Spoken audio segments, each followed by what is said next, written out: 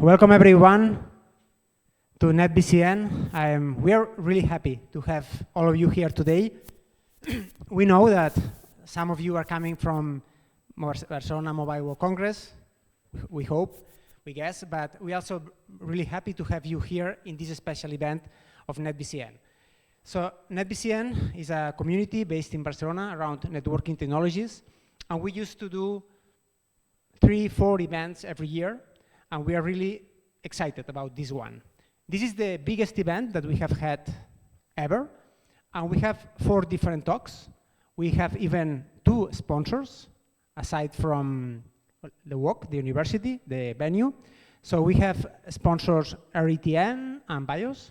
So we have 2 caterings at the end of every part of the agenda. We will have first Damien Garros from OpsMill, Aleksei Serdiuk from RETN, do a break, and then move with Roman Dodin from Nokia, Containerlab, and Daniil Bautrin from VyOS. That's great, and we want to start this agenda today, this speech. First, just welcoming and thank you, Xavi, for being here, and he's going to give us a few words representing the University of Catalonia. Okay, hello, good afternoon. I'm Xavi Vilajosana. I'm the Vice President for Research here at the university, and we are very happy. So I'm on the networking side as well, so I'm an engineer on networks. So having this type of events, it's very good for us, also for me, to see you are exchanging this knowledge. This is the second time, I guess, WOC hosts this event.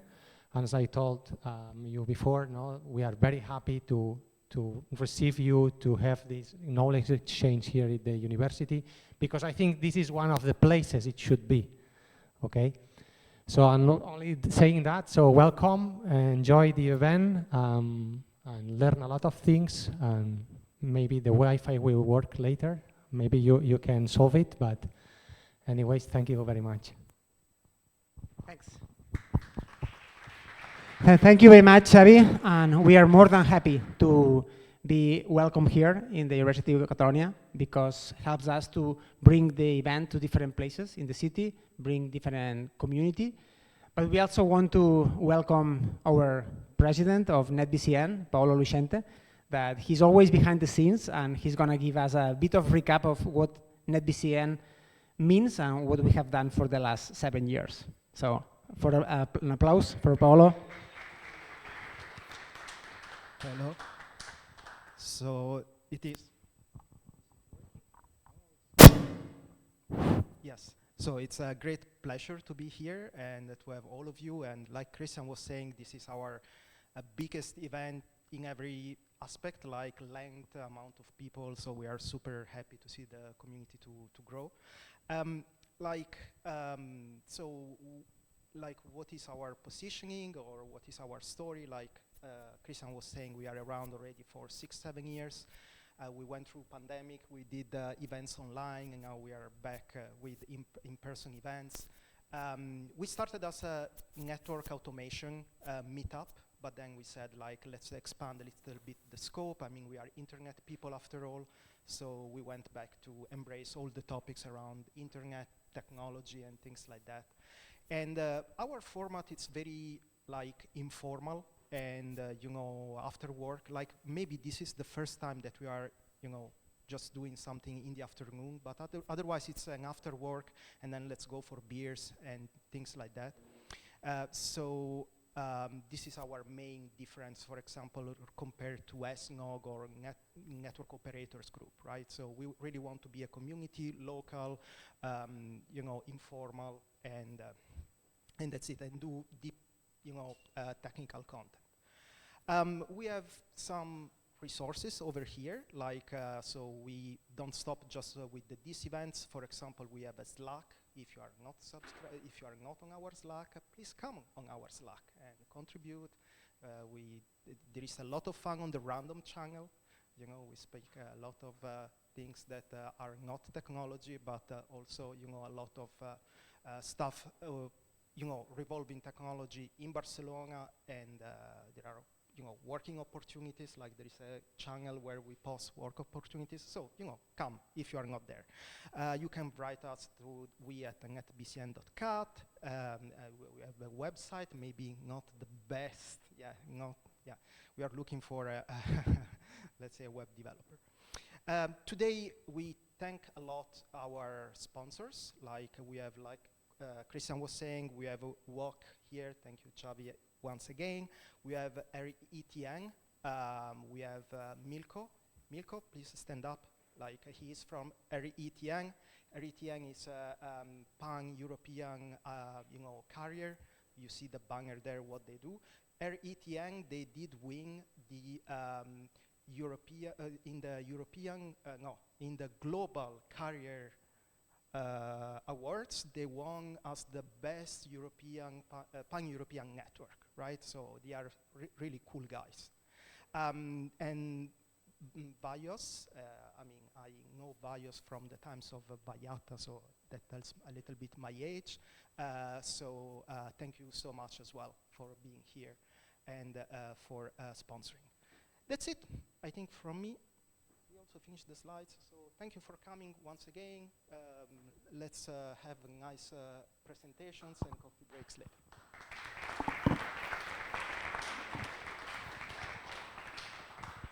Good. So now let's go forward. And Damien, we have Damien Garros from OpsMill. Really happy to have you here.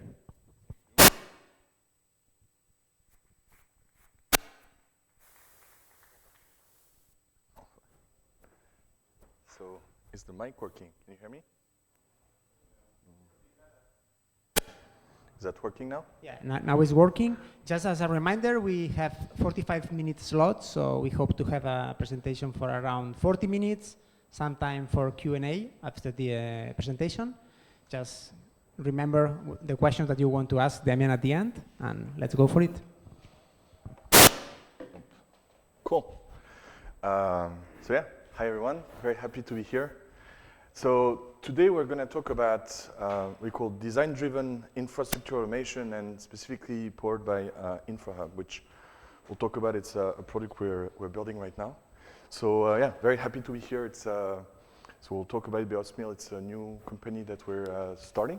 It's going to be probably the first public demo that we're doing. So very much still in the building phase, and very excited to hear your feedback. Very quickly about me, so I'm co-founder and CEO of OpsMill with Raphael here. I've been basically all around infrastructure automations and DevOps and observability for the last 10 years, and focusing a lot on building those what people call source of truth. There's still a lot of debates of what it actually means, but for me it's really what's captured the intent of the network and I think the starting points of most automation journey. Been working on Netbox, Notobot since the early days. I was very involved with Notobot, especially when I was at Network to Code, where I was previously. Just to understand the audience here, how many are already users of infrastructure as code, Netbox or Notobot? Just to get some understanding of, okay, so we'll say half of the group probably. So in terms of agenda for the presentation, we'll first talk about what is design-driven automations, at least what is our definition, what that means, what are the benefits we get from that, what are some of the challenges, and what we're seeing out there in terms of implementation. Then we'll move into Infrahub, which is the project that we're building, and then we'll hopefully go quickly into more of the a live demo on how we can actually achieve that infrastructure these design-driven automations on top of Infrahub. So what is this design approach? And before automation, for me, we need to go back to how do we actually build infrastructure? And the way we build infrastructure, at least in my mind, is first we have to do a design. And usually that will involve writing an HLD, having guidelines, having rules, trying to think how we're going to build something. Then we move into the build phase, which should be the LRD. We'll actually decide exactly how things will be connected. We do all of those low-level allocation of resources, IP addresses, all of that. And then we operate. That's, I think, how all of us have been running infrastructure. Now, if we put that back into the tooling that we use, usually the design, or at least historically, will happen in visual diagrams. There will be a lot of diagrams, a lot of writing, a lot of information that define how things will look like. And then when we move to the build, historically we had Excel spreadsheets. Now we're using tools like, again, NetBox or Nanobots. There's probably going to be, more or less some Python involved and a lot of more and more automations in those days. But again, in this phase, we start to turn IDs into data. And then in the operation phase, there will be the monitoring tools and the SolarWinds and Ansibles and all of that. Now, the part that we don't see in that is that in this process, we're actually losing a lot of context and a lot of very important information. The way I like to think about it is, in the design phase, you have this design. If you want to build 3 sites, you want them to be exactly the same. Your design will capture that. You will capture, you'll say, you need to have 2 red dots. You need to have 1 blue dot. It needs to be connected. At the end of the day, those sites will look slightly different, but they will all be in line with this design. And because you know the design, when you look at them, you can actually get that. Now what's happening is, as you actually move toward the build, you keep losing context into this design. And usually at the build phase, you have a lot of objects, you have a lot of IP addresses, a lot of cables, a lot of that. It starts to be harder to actually understand how does that relate to your design. And then when you go to the operate phase, it's even harder to understand that. And I think that's some of the big issue that we have right now is pretty much today, automation starts at the build phase. And all the design parts is not really included in any form of automation. So the challenge here, the opportunity, I would say, is how can we actually start bringing the informations that we have in the design phase into the automations to bring more context and be able to do a lot of more efficient automations end-to-end. Another way to see that is usually you have a design again, and then you'll have end. So the use case I think that's been the most popular is, and that's the one I'm going to use, is let's say you want to build a new site. Like if you have a campus, usually you have the small site, the medium sites, the large sites. You have very clear design for each of them. And then every time you want to implement, you're going to say, I want a small site with 3 cabinets, or I want a large site with 18 of them. Same with the data centers when we have to build IP fabric. You want a specific fabric, you'll say I want a shape, how many leaves, how many racks, how many ports, how many servers. But all of them will usually come back to the same design. There's like variations on the inputs, and then out of this design, usually you will be able to generate the configurations, you will be able to generate all the information about how you're actually gonna validate that the way things have been implemented are in line with the design, and then you also have the documentation. We'll talk earlier, I think there's one project out there from Arista that is doing that very well, that's really follow these patterns, called AVD, where they're able from higher level definition of how an IP fabric should look like, they will generate those 3 artifacts. The configurations, a set of tests to execute, and very detailed low-level LLD document. Now,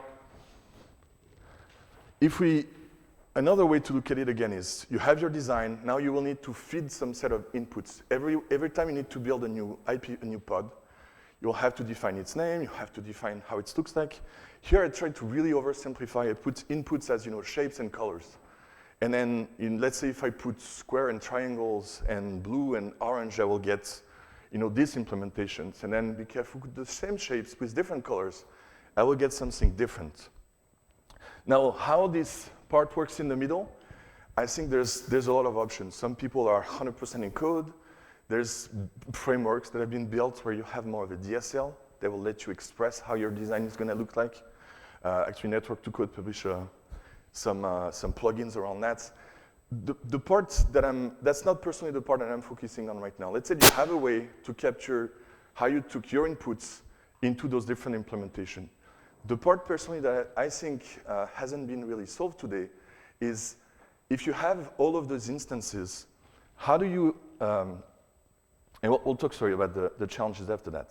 So just to, hopefully that give you an overview of this design approach. And as I said, we're not the only one, I think, thinking about it. For us, it definitely feels like there's a trend and more people are talking about it. I know we're talking a lot of more companies that are thinking this way and saying, I need to capture my design and all of that. If you want to go further, there's Jeremy Schulman from MLB. I think he's been a big advocate of that. He's done multiple presentations. Usually people get a lot out of that. So if you go on LinkedIn and type Jeremy Schulman, you'll get a lot. I mentioned Arista with AVD. I think they're doing really good. They have excellent documentation. And they're really showcasing this approach of higher level seed data that turns into a lot of different artifacts. And then Google, I think, has been also very vocal. They usually refer to that as something they call the malt, which is basically the tool for them that sits on top of OpenConfig. And there's a lot of presentation from a lot of different person there that actually talk about that and express how they have similar approach. Even though they never go into full details, I think it gives a good overview of that approach. Now, implementation of all of that has its challenge. And if we look at it, I think the issue is once we have generated those designs, today what we usually store is the implementation. And we'll have people store that in Git, we'll have people store that in Netbox, in Autobots, in other tools. But if you look at that, could you tell me which one is actually not in line with the design? And I think that's the issue is today, shape and forms can have a lot of different variations and designs evolve. So we also need to keep track, like if the design evolves, how do I understand if there is a drift between my design and my implementation? If not the design, but if my implementation is actually changing because life happened, something changed, I need to add a new rack, I need to add something, how can I validate that what I have actually in production is actually in line with my design? And that's the missing link that we have so far. And that we're saying is like there's no way to store the design.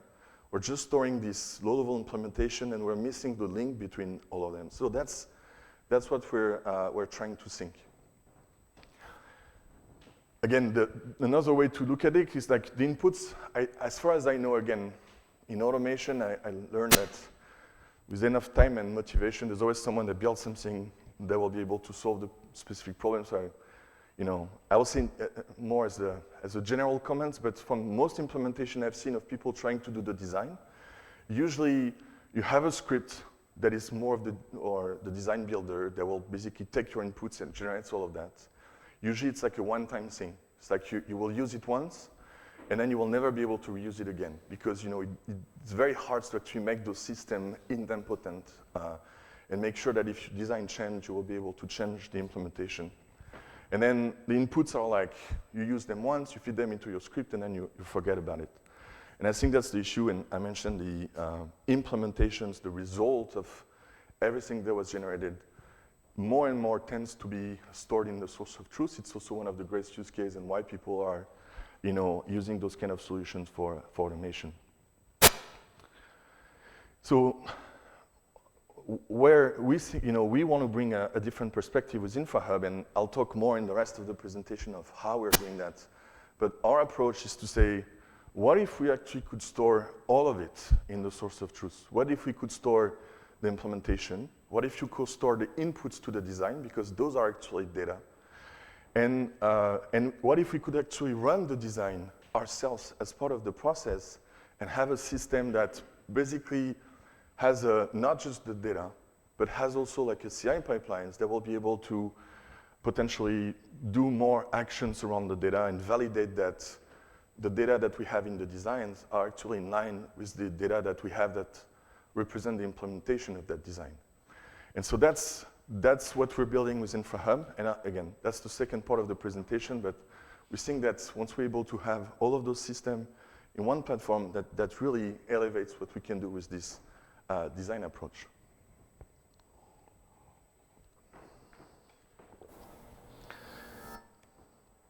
So Infrahub. So OpsMill is the company, Infrahub is the project. Still not public, but we're hoping, our goal is to make it an open source project in the next few months.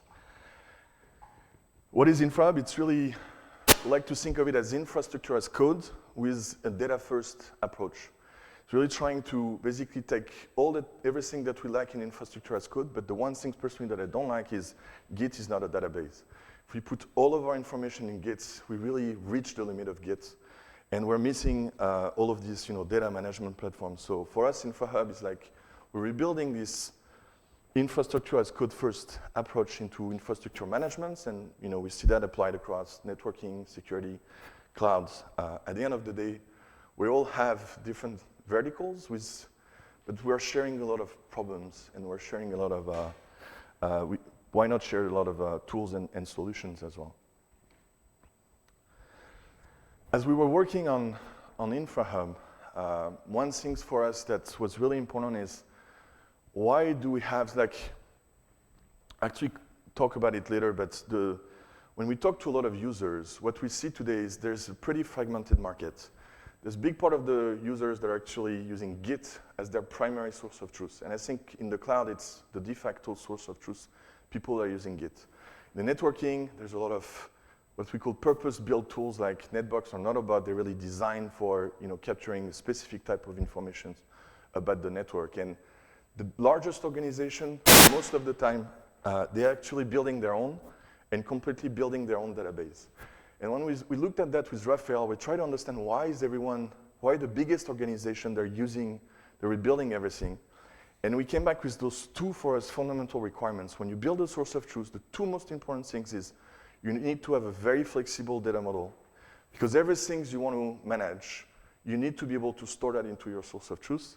And then you need to be able to control how the data gets in and the change cycles, because as soon as something is in there, it's technically supposed to be deployed in a production environment. And so with those two requirements in mind, for us, that's really when you look at it, the one that really fit the most is kind of Git. Git doesn't have a schema, so by definition, it's very flexible. I think people love using Git because it's very easy to iterate. You can do very quickly things, and you have everything in a single place. But at the end, once you go in productions, you miss the lack of schema, you miss the lack of APIs, of all of that. So again, there's no perfect solution out there. But for us, that was really the driver when we started Infrahub. It's like, hey, let's tackle that. And I think when we talk about this design-driven automation that I talked earlier, why we love this use case so much is because it showcases one more reasons why you want to have a flexible schema. Today, if you want to be able to store your input data, and the input to your designs, in most cases, will be very specific to your organization. Even if you use the IP fabric, which is kind of exactly the same, at the end of the day, you will always have something very specific about your organizations, about your customers that you might want to use as input.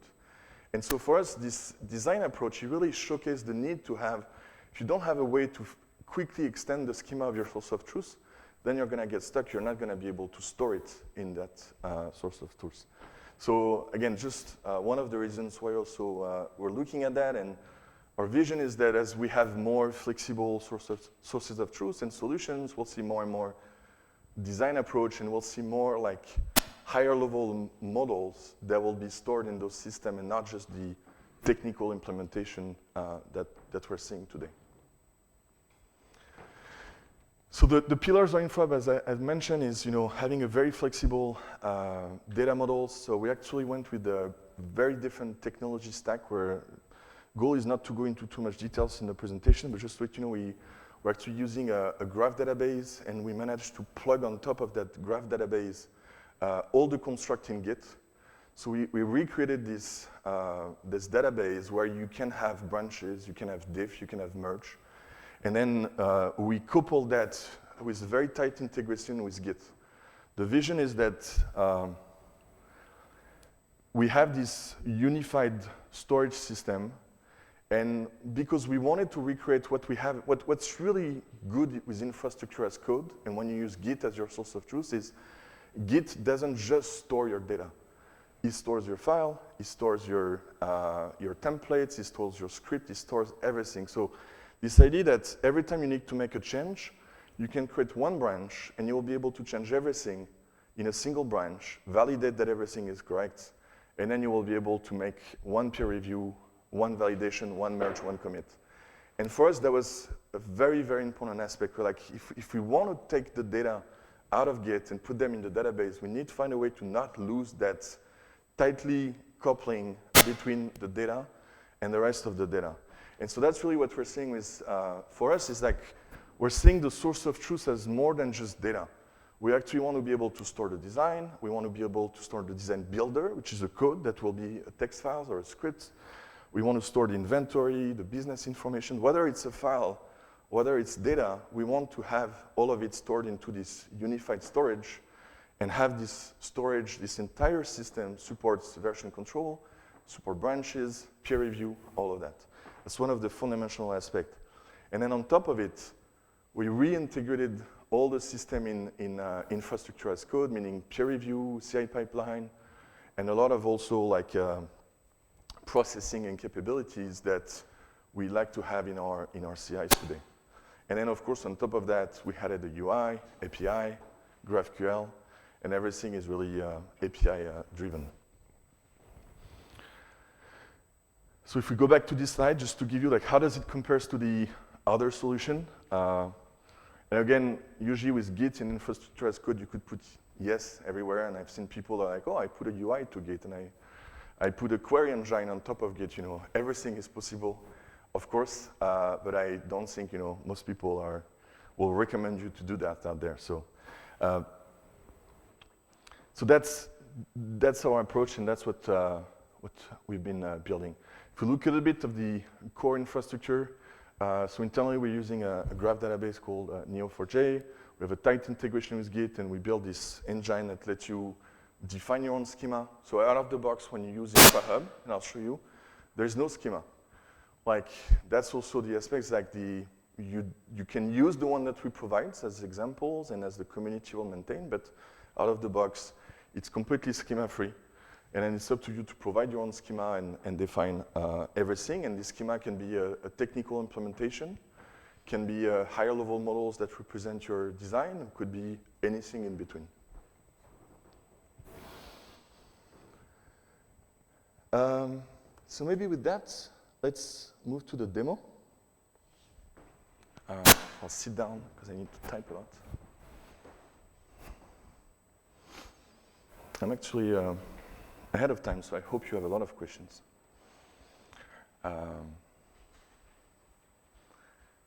So let's actually need to. Maybe a bigger size? Yeah.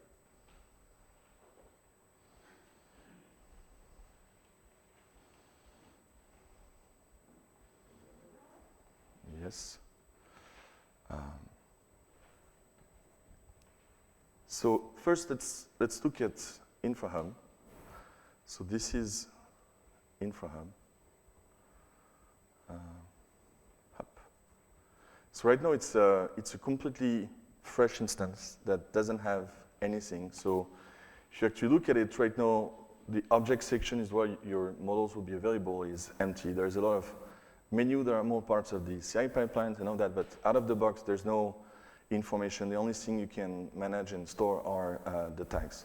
So the first things we'll do is we load a lot of schemas. And what we're going to build and load, and I prepared them and I can show you, is, so maybe let's talk about the design first. So what we're going to build is, the goal is to show you how we want to build a pod of a data center fabric, also called IP fabric. And the idea is that we'll have a set of spines that will be connected to a set of leaves. I think it's a pretty classic design nowadays. And the type of information, the inputs that we really care about are, how many spines do I have, how many leaves, what kind of device, am I using Arista, am I using Nokia, am I using Juniper, do I need MCLAG? There's all of those variations that I can have depending on my budget, depending on things like that, or the sites that I might want to input into that. But then at the end of the day, they're all following the same type of design. So if you want to capture that in automation, a source of truth, we need 3 types of models. First, if we look at the top, we'll have the organizational models. We'll need very generic, like I need to be able to represent a customer, a location, a site, things like that, non-technical information. Then we'll move into what we call the design models. So in this case, we'll create models that will let us, for example, capture the information that I just mentioned, like how many pods do I want? What are the name of those pods? How many spines? How many leaves? All those informations, we'll talk about that. And then we have all the technical implementation of those models That will be like the classic one. If you're users of Netbox or Notabot, there will be the device, the interfaces, the cables, the BGP sessions, all of those things that you actually need when you want to generate the config. So we prepared all of those models. Maybe to give you an overview of how that looks like. Those models for us. So for example, the models to define a topology, here I will go and define that it needs to have a name, and I can have some, it has a descriptions, and it has links to different other objects. So that's how we will define those models, and there's a specific language to do that. And so if we want to load those models, we'll come here using a CLI tool, and then we'll automatically load them. So the models for us, they're really what we call in user space, meaning loading a schema is pretty quick. Here there's quite a lot of them, so it takes about 20 to 30 seconds.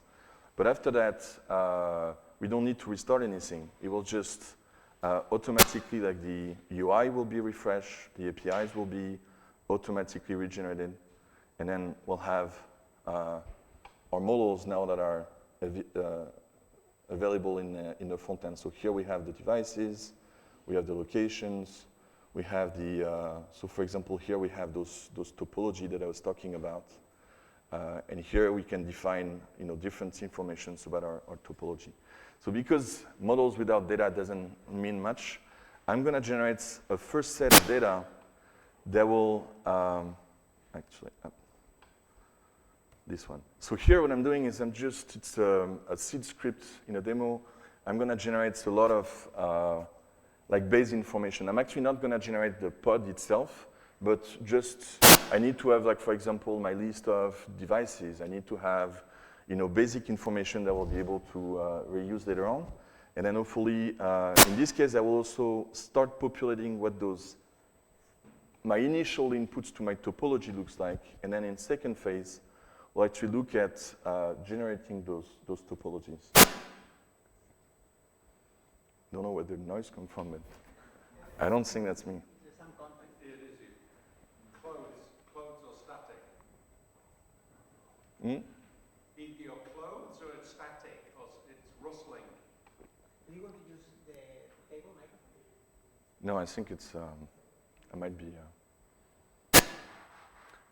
So here I have loaded this data. So now if we look a little bit more into it, for example, we can see that we have some NTP servers, we'd call that into the list of management servers. We have prefixes that have been predefined, IP addresses, not IP addresses actually, IP addresses should be empty. And then we have those topology. So here, for example, I can define that in Equinix in Denver, then I will have a pod that's called pod 1. I want it to be a medium fabric, and I have defined that I should have 4 leaves, and each of them should be composed from a Cisco device with specific MTU. So it's all the inputs to my design. And then if I go to the second one, if we go to the spine, we can see that we also have all of those information, how many of them, what's the description, all of that. But if I go into the devices right now, there's nothing. I don't have any device, I don't have any IP, I'm not able to generate anything. So the next step is we're gonna use, and right now it's running outside, but our goal and the vision for us is that this logic should run inside the product, and that's something that we're working on. But here what I'm saying is, okay, apply my design, that's pretty much my design builder. Apply the design for that specific pod, and that will generate all the information that I need, and that will generate the device, the cables, the IP addresses, everything, and then after that, I'll be able to generate the final configuration for it.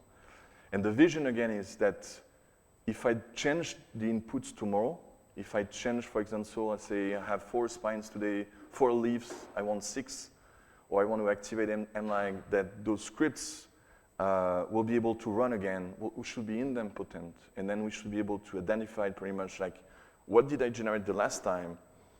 what do I have now, and then calculate the difference and be able to evolve the infrastructure to match the new versions of the design, whether it's the input change or the content of the design change itself. While it's loading, and we should start to see some data showing up here, I want to show you now another part of the project. Is here I have a Git repository. And in this Git repository, I have all of the resources that are actually more like text-based. For example, I have Jinja templates. Jinja templates for Arista, Jinja templates for Cisco, and those are designed to work with some specific GraphQL query that we're able to store here as well. So what I'm going to do is I'm going to integrate that repository into Infrahub, and we'll see what that looks like.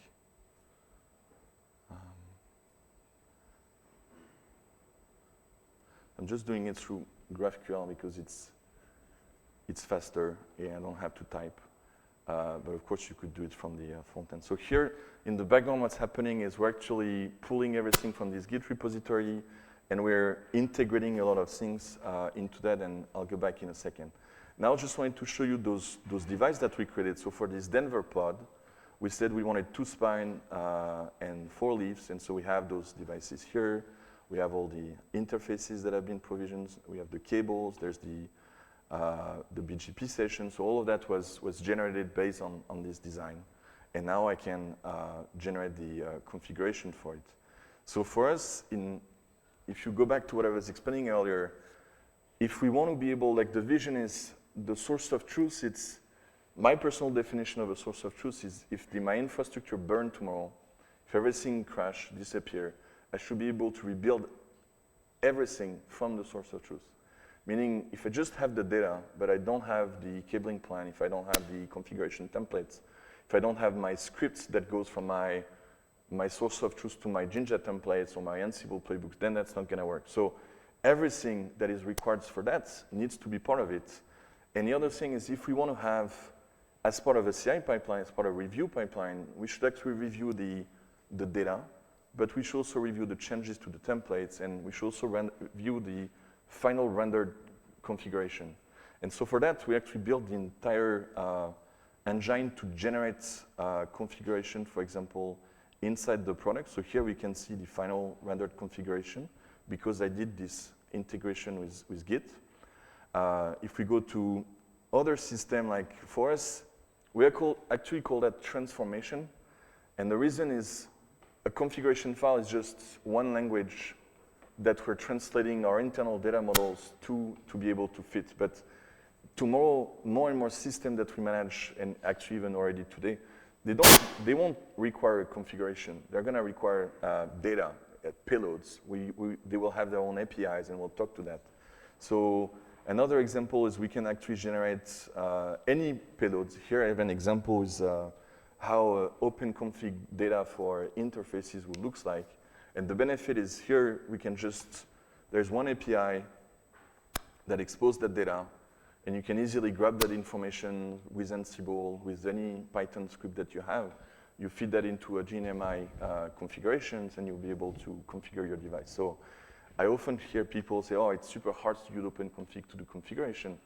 And I think the main reason is they have to take their own data models and convert that into OpenConfig data model that is quite nested sometimes. But if it's done centrally and if it's maintained by the community, then it removes a lot of the complexity, and hopefully each of us shouldn't have to go through that.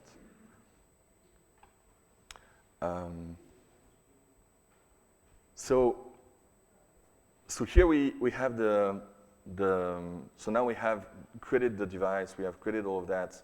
So pretty much we have our design, we have the configurations, we see all of that. Now, the last part that I wanted to cover in the demo is really to show how this aspect of the continuous validations and the CI pipelines and the benefit to have the design information stored and organized as data so that we can resonate about them and have them next to the data. So what we're going to do here is start leveraging the a version control capability of Infrahub, and I'm going to create a new branch. And so in this branch, now that I'm in branch 2, I will go and make some changes. So the first one, let's say that I make a mistake, and I say that now the type of device for this leaf is another one. And let's actually go in a specific interface and actually make a change to the description of that interface. So I made those changes in a specific branch, and so now I can create what we call a proposed change. Proposed change is really similar to a pull request. After debating for a long time, we agreed that pull request doesn't mean a lot of things to a lot of people. I mean, people that are not familiar with Git, that are not familiar with GitHub, they probably don't understand what is a pull request out of the box. So we're like, okay, let's try maybe to find a name that speaks for itself. So we went with proposed change. But the idea here is to recreate this experience of unified pipeline. And here I can see, for example, we have the information, and I can see exactly what changed in my device. I can see that I changed that.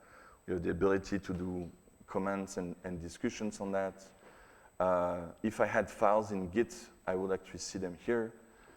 In this case, it detected that my change impacted the rendered configurations of one of the devices. So it's showing me the difference and showing me exactly the changes in my configurations. And then there's the CI pipeline is also running that will validate that everything in my branch from a data point of view, from a schema point of view, is correct. And what we see here is that we have implemented our own check, and there is room for improvements on that error message. But what that means here is, first, I was able to plug my own validation logic into that pipeline, and that validation logic itself lives in Git. It's actually here. But what it does, this validation logic is, I'm not sure if reading the Python code well, it's just a simple Python code that you can write. What it does is it gets the data from the design, and because we have all the relationship captures in terms of like which device that we generated based on for which pod and which design, it actually goes there and validates that all the different data points of my design are correct in my implementation. And in this case, because my design defined that for this specific site, I should use a Cisco type device, and it detected that, and that's the error message here, that I'm not using a NCS 5501 here, I'm actually using another one. So I'm able to identify that drift between the design and the system, and then I'm able to report that as part of the CI. So that's some of the benefit of having, again, resonating about the design as data. Now if I go back and correct that,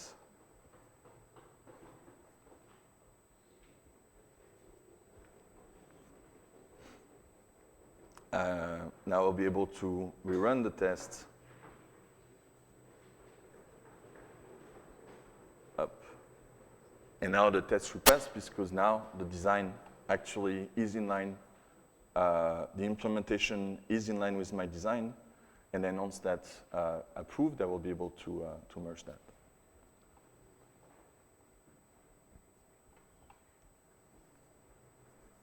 So here the test passed now, everything is good. So I can go back and doesn't work well in small screens, but I can actually merge my proposed change, which will merge my changes in the main branch. If I had changes in Git, it will also merge them at the same time. And now if I go back to my system here, I can see that I have my specific interface in the main branch with the new description. So that's pretty much what I wanted to cover, I believe. Let me just check the notes. Talked about the CI pipeline, the config rendering. There's maybe two topics, depending on the questions we could cover. The immutable storage might be worth discussing quickly. It's like this idea that this database that we built, it's natively immutable. So we're also storing, we have the ability to do branches. We also have the ability to go back in time. So for example, here, I can say, okay, I actually want to see the data as of 5 minutes ago in main. And then 5 minutes ago, my branch wasn't merged. And so I was still having the old version of the descriptions, and the interface was still enabled. But if I reset, then I'm going back to the old one. So it's this idea of having immutable source of truth, I think, is something that really makes sense in the infrastructure world, and we're hoping to see more of that. So I'll stop here. Again, love to have. Sorry if you have any questions.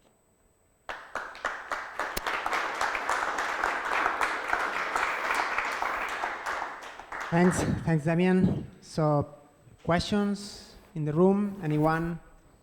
Anything that you want to ask? I guess that the presentation opens the door for many innovation that I think that people may be wondering how to apply. Any ideas? Anyone want to ask something to Damien?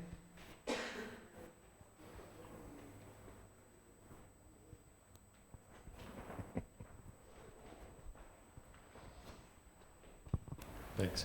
It's not a question, it's just a comment. This is awesome. We see this problem all the time with our customers at Netbox Labs, and I think it's really solving a couple of important issues. Yeah, really good demo. Thanks. Thank you. Thank you very much. More questions? So, yeah, it's awesome. I'm thinking about more the enterprise sort of customers, right? How do you see this being adopted by the things that connect to the network, right? The firewall guys, the storage, the compute. I mean, obviously, you can model the product, but... Actually, for us, the second use case we're going to for the design-driven approach is going to be firewall management. I think it's a fantastic use case for it. Like being able to represent the rules at a higher level. They're always in the mind of the security architects at a higher level, and then we need to re-implement them on every single firewall based on the topology. I think it's a perfect example for it. So for us, that's why at the first slide I said, and there's been so many discussions for us, like, honestly, it's not just about networking, it's infrastructure. And we think that the same principle of design approach, of storing, having a data-driven infrastructure as code is applicable to clouds, applicable to security. And actually the more mature customers that I've been working with, they acknowledge they already crossed this boundary of having their data from multiple domains into the same tool, and already seeing the value of that. So for us, I think there will be convergence in actually across domains because that makes a lot of sense. And as a follow-up, how do you see this extending into the sort of, I'm not sure which part of the pipeline, like doing the testing on virtual environments before going into production? Is that? For us, that should be something we plug into the pipeline that I showed, and should be able to. Okay. So we're actually, thinking about it. We're talking like, hey, could we spin up a Containerlab topology? Right. I know there's going to be a presentation on that, and feed the new GD-generated configurations, validates everything, use Enta or Pomarista, use Badfish. Like we're definitely seeing all those tools plug into all of that. And we certainly are building it so that it's extensible for those use cases. I'm looking forward to the day we could demo that. So a question about a technical detail. So suppose a configuration is changed on a device outside of your infrastructure management system. How exactly it's going to behave in that case? Yeah, that's a very important topic. So usually we call that the drift management. I think for us it's outside, like we'll need a system that constantly validates, what is the level of drift. And our vision is, because we have, so first you could easily, let's say if you do there's different type of drift. If you do a drift at the configuration level, so maybe let's step back. If you're able to regenerate the entire config and you have this declarative approach where you're able to generate the full config and replace that on your device, it's pretty easy to identify the drift because it's really compare the files together.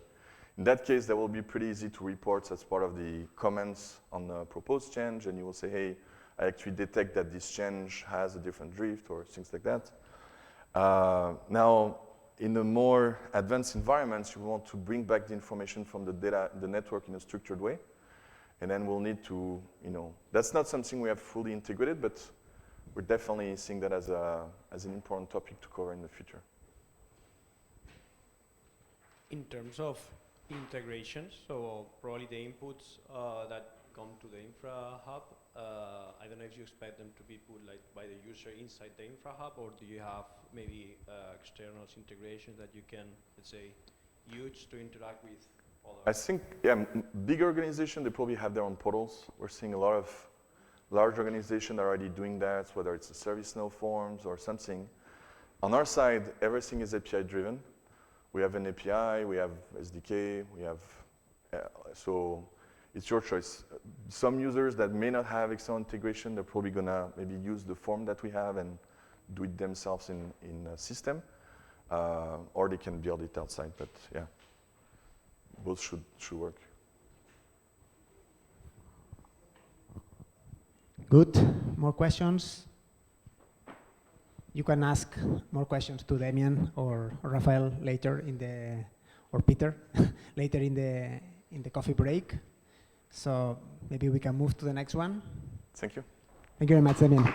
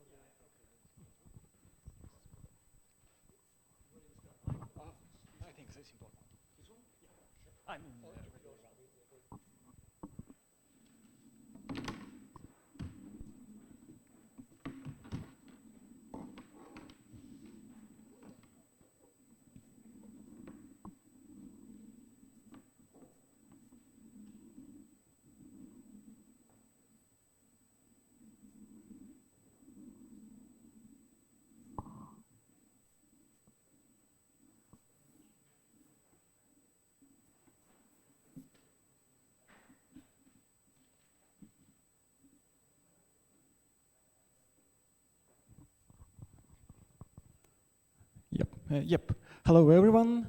Let me begin. Yeah, my name is Alex. I'm from RETN, and today I would like to speak a bit about pretty familiar to most of you, I suppose, technology, and namely Flowspec. It's relatively not a new protocol, but on some reason, and I really don't know why, it's not widely supported. And some really experienced engineers are even not aware that this feature exists. But from my point of view, it actually allows to solve quite a lot of user cases. And so probably through today's presentation, I would motivate someone to start thinking about that, to use it into production. Well, few words about me and RETN. I work as a customer network engineer, and actually on daily basis I get requests from customers like, oh, we got this DDoS attack, how we can actually manage that, how we can improve our security level, etc., etc. And actually Flowspec, one of the things that actually could significantly help on that point, quite on quite budget way. And yeah, and actually DDoS attacks become bigger and bigger, so more scalable solution is necessary as well.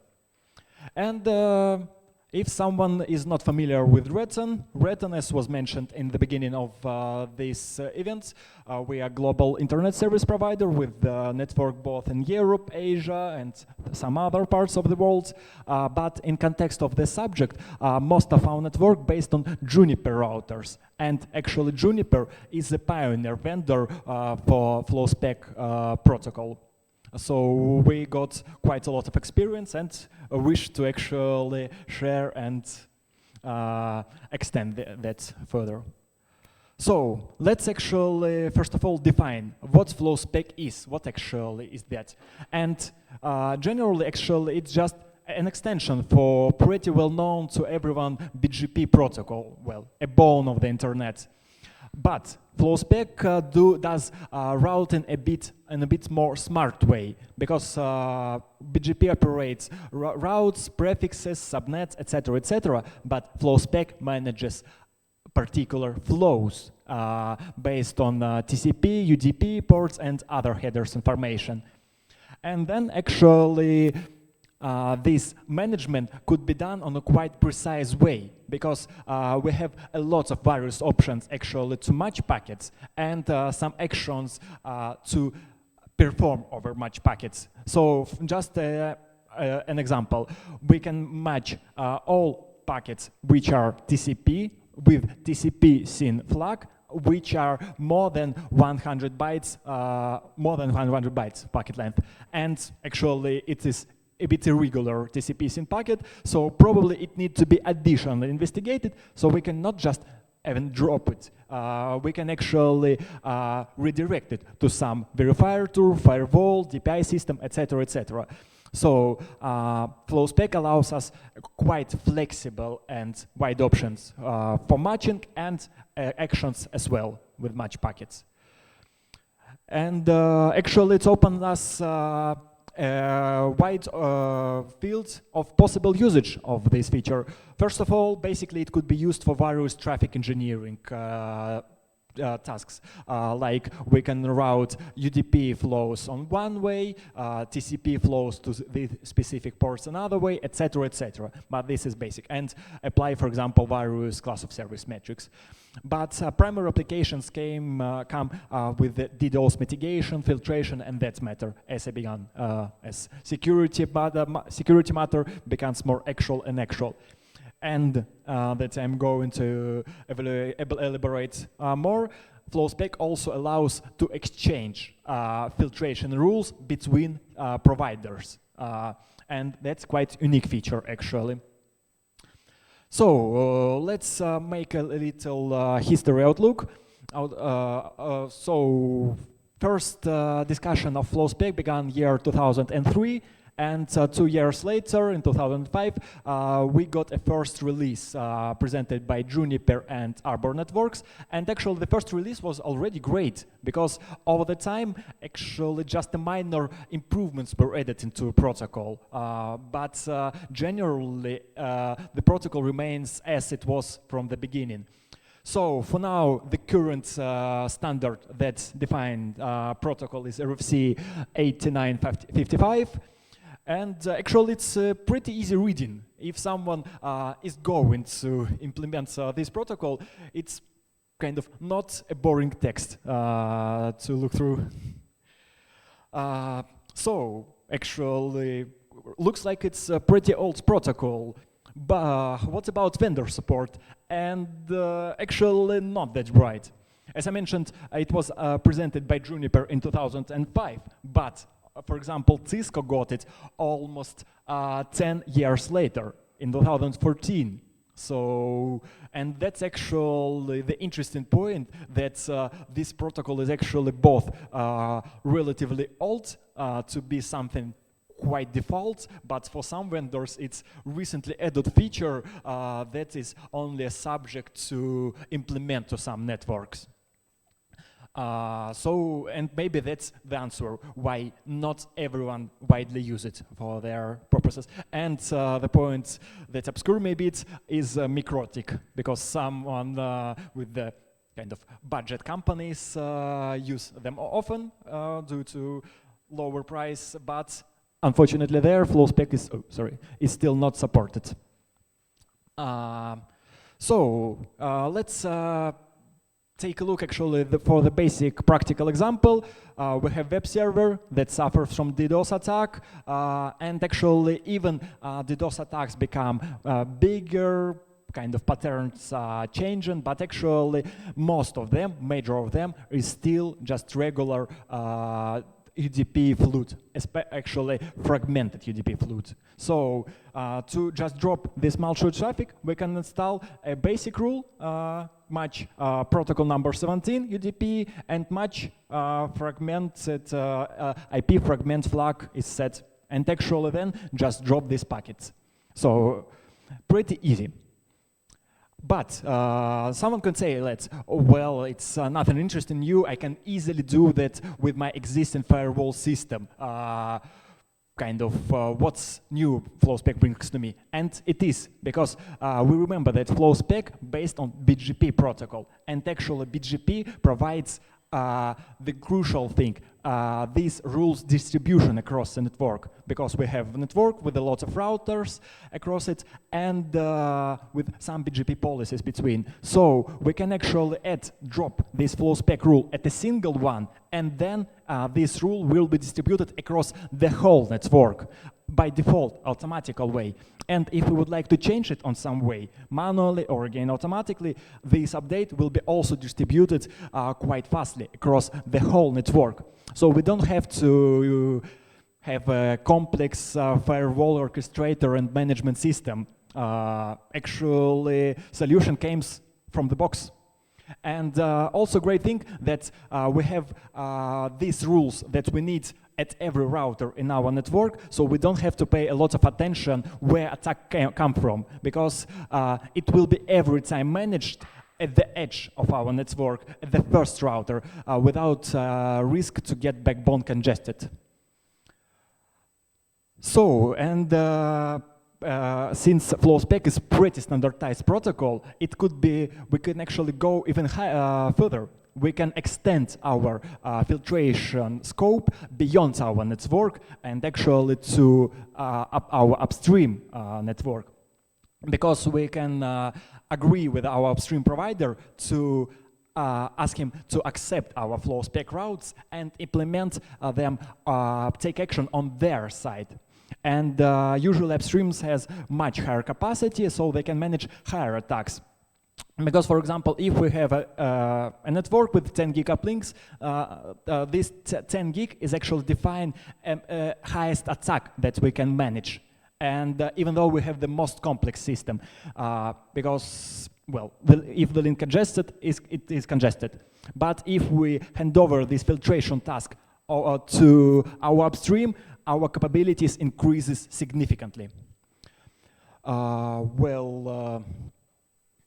So, and for sure, a quite hot topic for today is IPv6. Yes, Flowspec is supported by the supports IPv6, and since, for example, in Juniper 2016, and okay, according to our experience, IPv6 attacks not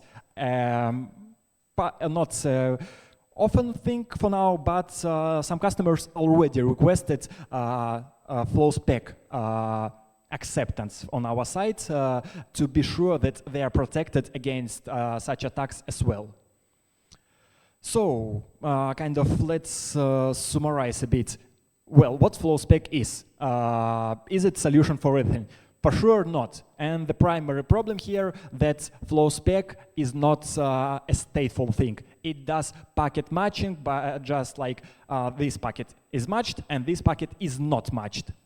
So it doesn't perform validations, verifications, some tables, etc., etc. So it's not a proper stateful firewall. We still need such a complex thing. But we remember that Flowspec allows our insane scalability and capacity, actually, because with such tool, our mitigation capacity equals actually our routers' backbone capacity. And we can actually put both tools all together. Firewall or scrubbers or our regular system can do precise cleaning, while Flowspec will do that kind of rough cleaning against fluid attacks and keep the link towards firewall just uncongested, so they can work in a team. And that's quite useful thing that's actually already used by a lot of vendors of DDoS protection solutions. So, but nothing can be bright, for sure. Some stories, incidents occur time to time. A few years ago, in some provider, not ours, someone decided to manage DDoS attack with setting match rule for TCP port 443. But they forgot to set destination prefix. So, and according to rule, all packets targeted to this port were matched. and action were performed. In that case, it was action to drop these packets. So they had a partial black hole for about 10 minutes. So, and actually it's a great lesson that everything needs to be done kind of in a smart way, and with a great power comes great responsibility for actions. So, for sure, such a tool needs to have some validation and security features, especially if we consider that these routes could be exchanged across different internet service providers. So, how does actually it work? Generally, a rule sounds like an origin of Flowspec should match with the best path towards the destination prefix in this Flowspec rule. Or like in this example, we have a Flowspec towards this subnet and two uplink routers.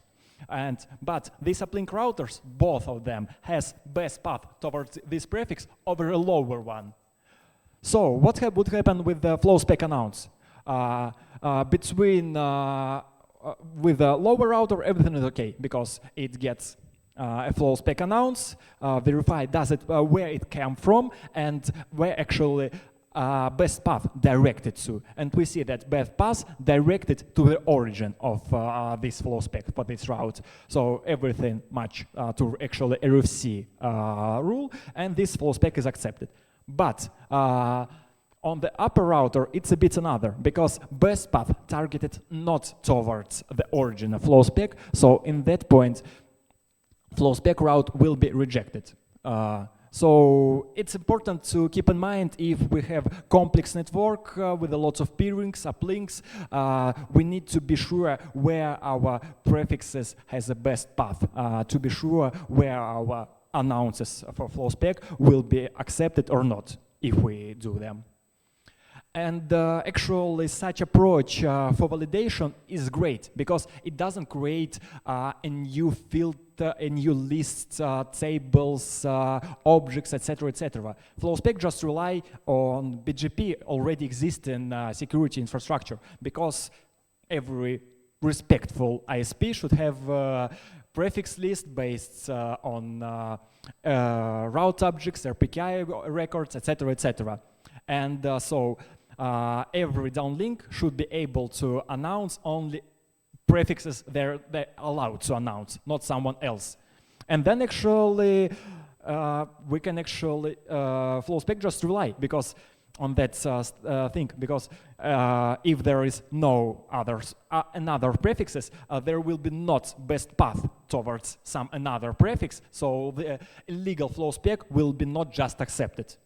Pretty smart thing actually. So, but generally, yeah, Flowspec just trust and works kind of trust BGP regular policies for prefix list. And for sure, let's take a look for some hardware limitations. The primary one, and actually the most major one, related for amount of rules. Well, generally, more or less modern router like Juniper MX 204 or something like that could manage up to several thousand. Unfortunately, vendor doesn't not confirm that number because it depends on too many variables, like what actually our router does, which protocols do operate, etc., etc. But the problem is in one rule we can have only one destination prefix. So, and that actually multiply quite significantly if we have a lot of prefix and would like to configure a set of different rules. But generally, even in our network, it's still more than enough. And for sure, in the case, because Flowspec rules at router proceeded as a firewall thing, it's implemented into firewall filter set, flaps are a bit more harmful. Flaps in any case are not good. I hardly can imagine that. So, but if our BGP session flap that includes Flowspec, and flaps I mean often more than once a second, it could be a bit harmful and cause unexpected behavior on the router. Well, but also what about management? it's not useful actually to every time go to console, configure something manually. It could be managed centralized and then distributed by BGP. So a lot of commercial vendors provide various tools for against DDoS attacks. And most of them based on NetFlow analysis and attack detection and mitigation by redirecting to scrubbers. But scrubbers are usually physical servers. Servers have limited, or in other words, expensive capacity, and due to that it is limited. And so to extend, to go over this limitation, actually, most of commercial systems actually has a Flowspec extension. Just to, in case of attack, of a flute one, it's the system announce Flowspec in addition to redirecting announce to cut most flutes before it's reach scrubber server to let scrubber do a more precise job. And there is also kind of where everyone loves open source tools, so there is a single one for that purpose as well. I think well known to some of you, FastNetMon. It could be used on a full scale like detection tool, and actually a default action for mitigation is actually Flowspec. But also it could be used just a simple Flowspec manager with the user-friendly graphical interface. Just to simplify management part for support team and network operation centers. And for sure we should not be blind, and Flowspec allows us to get all the numbers that we need. So here we have an example from Juniper CLI output. Like we have a Flowspec rule, and we have a number which amount of packets and bytes that were dropped since this rule appeared. But these numbers could be also gathered through SNMP requests, collected at our monitoring system like Zabbix or any other, so we can even have some historical graphs, like what's actually our Flowspec done through the time. So actually it's pretty capable to be monitored. And so kind of a sort of checklist, if you would like to have a Flowspec in your network, what actually you should have? Well, first of all, we need to have BGP, because yeah, BGP is a crucial thing here. It's extension for BGP protocol. Then we need to verify our vendor capability and the most important necessary software version, because as it was mentioned some time ago, some vendors just recently introduced this feature, so the current software version installed at your device could be not ready for Flowspec yet. And then actually we need to just activate this Flowspec family on BGP session. We should keep in mind that it is a service affecting thing. It calls BGP session flap, and then actually we're ready to go. We're ready to get this filtration in production. Optionally, we can agree with our upstream also to exchange Flowspec rules, and we can also add some management tools for management. And in conclusion, I would like to share some numbers from our network. So averagely, on a daily basis, we have about 250 rules, mostly announced by our customers and lessly announced by our mitigation system.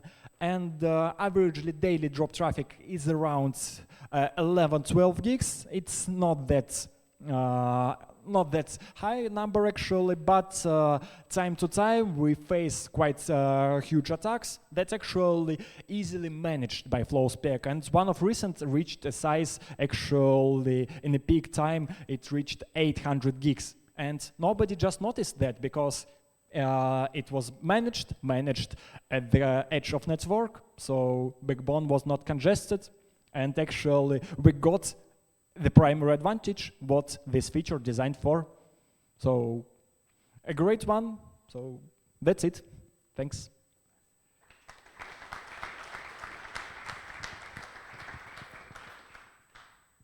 Thanks, Aleksei. Any questions? Let's go one by one. Yeah, thanks for the presentation. So I have a question because I did build a company which I sold to F5 doing the DDoS mitigation called Garros Networks, and I had a lot of issues, not issues, let's say, challenge to have customers to be able to announce Flowspec. Do you have some customers that receive Flowspec announcements from them? Are they willing to do it, or you do it for them? You fully manage stuff for them. Inter-IS Flowspec. Okay, so you.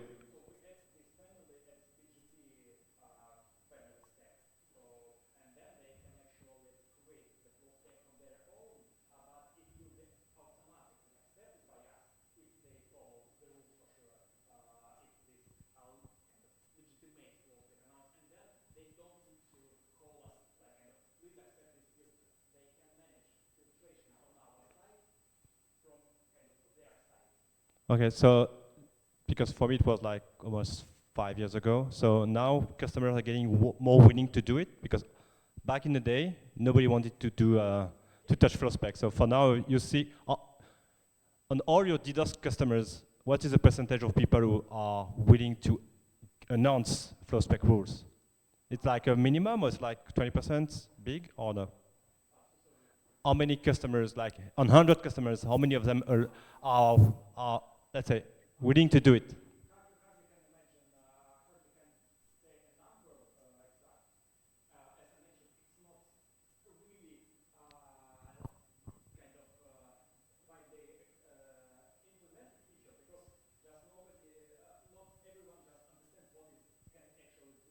Yeah, so it's still a small amount.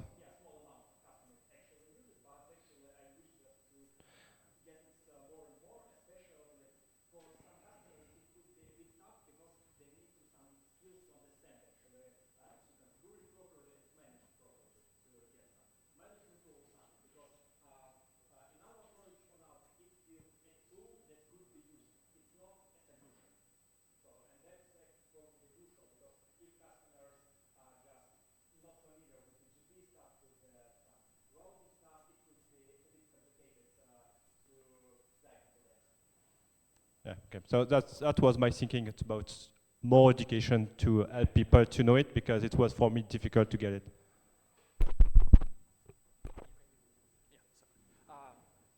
Good. No, more questions? I have one behind.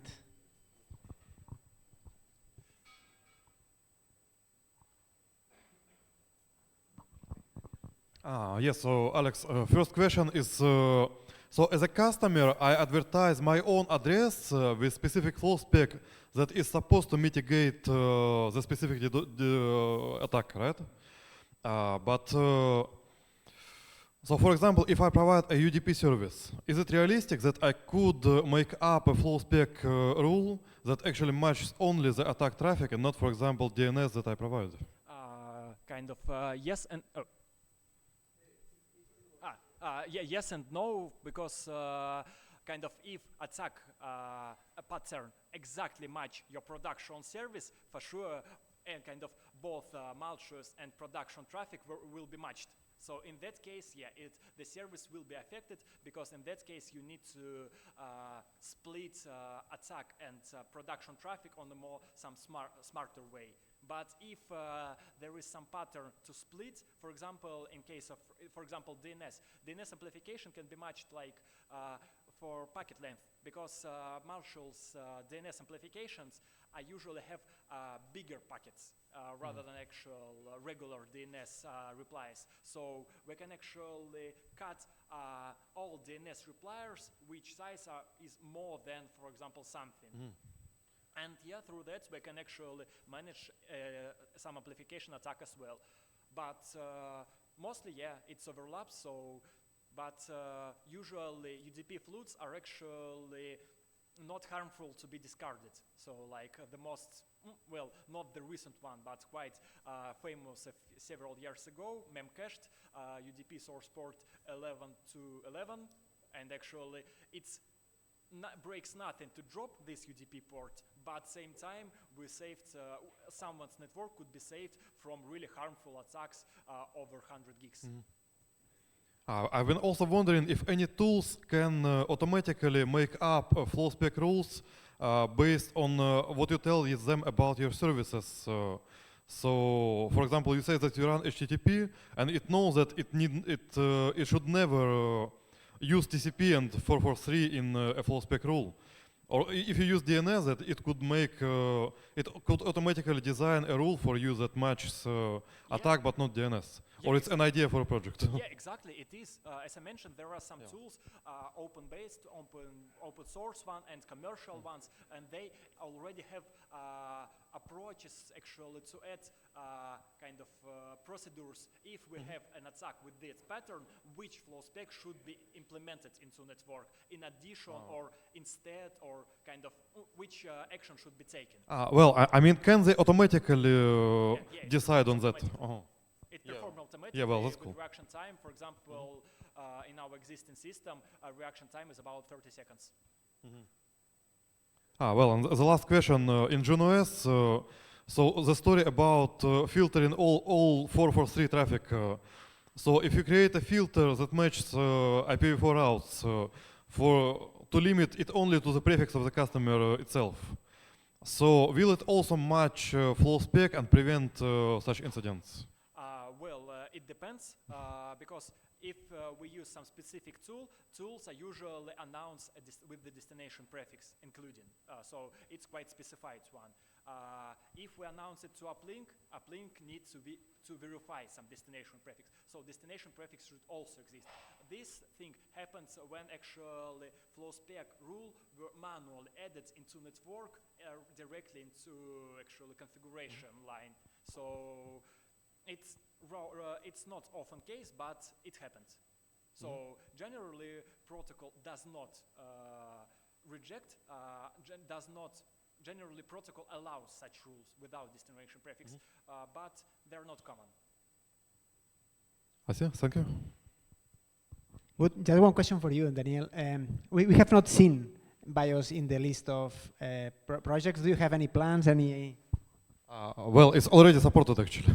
Well, FRR supports Flowspec.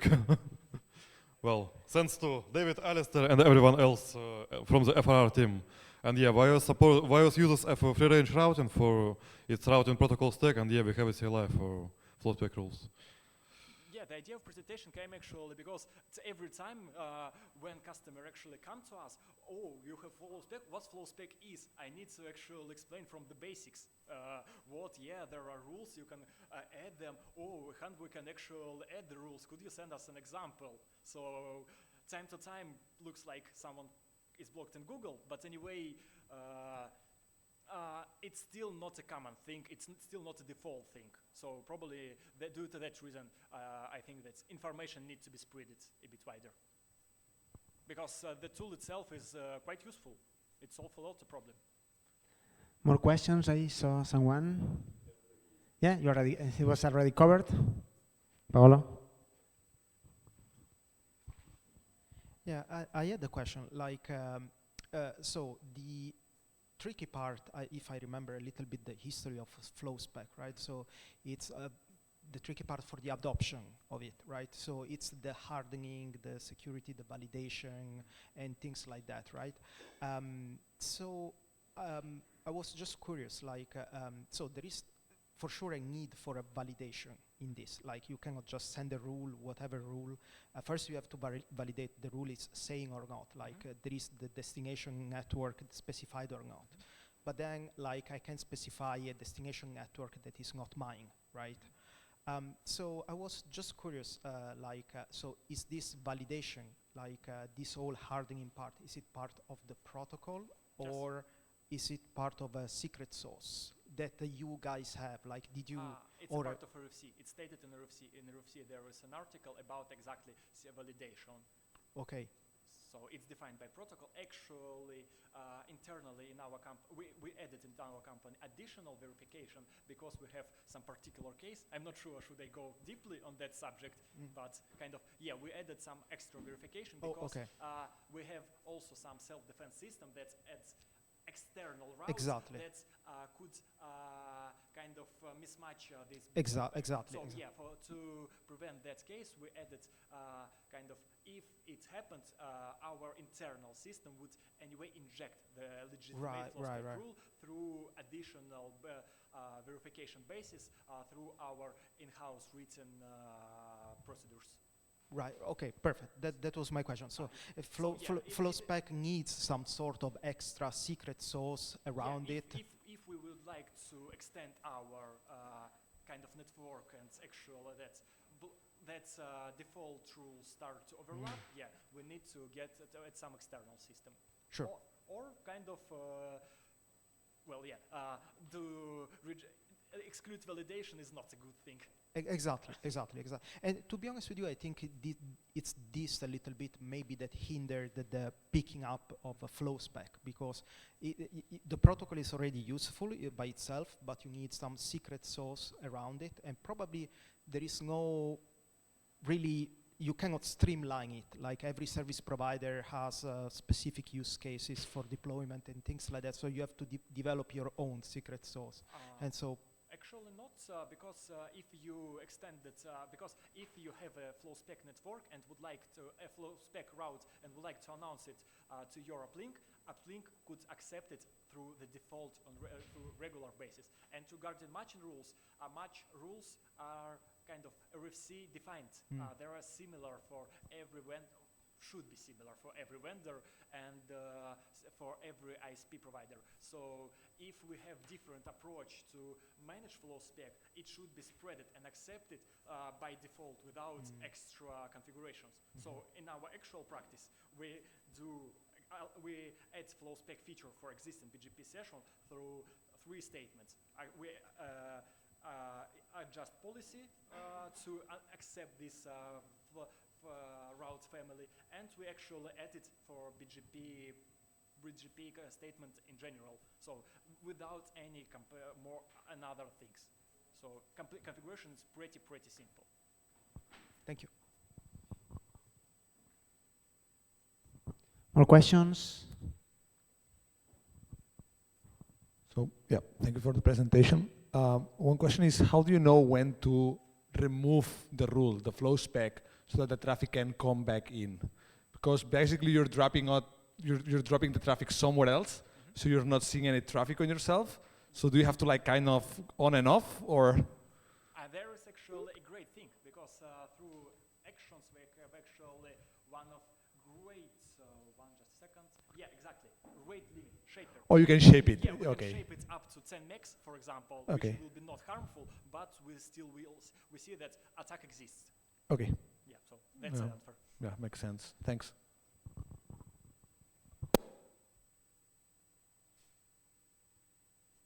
More questions? I have one question that maybe it's pretty simple, speaking from my lack of understanding of this.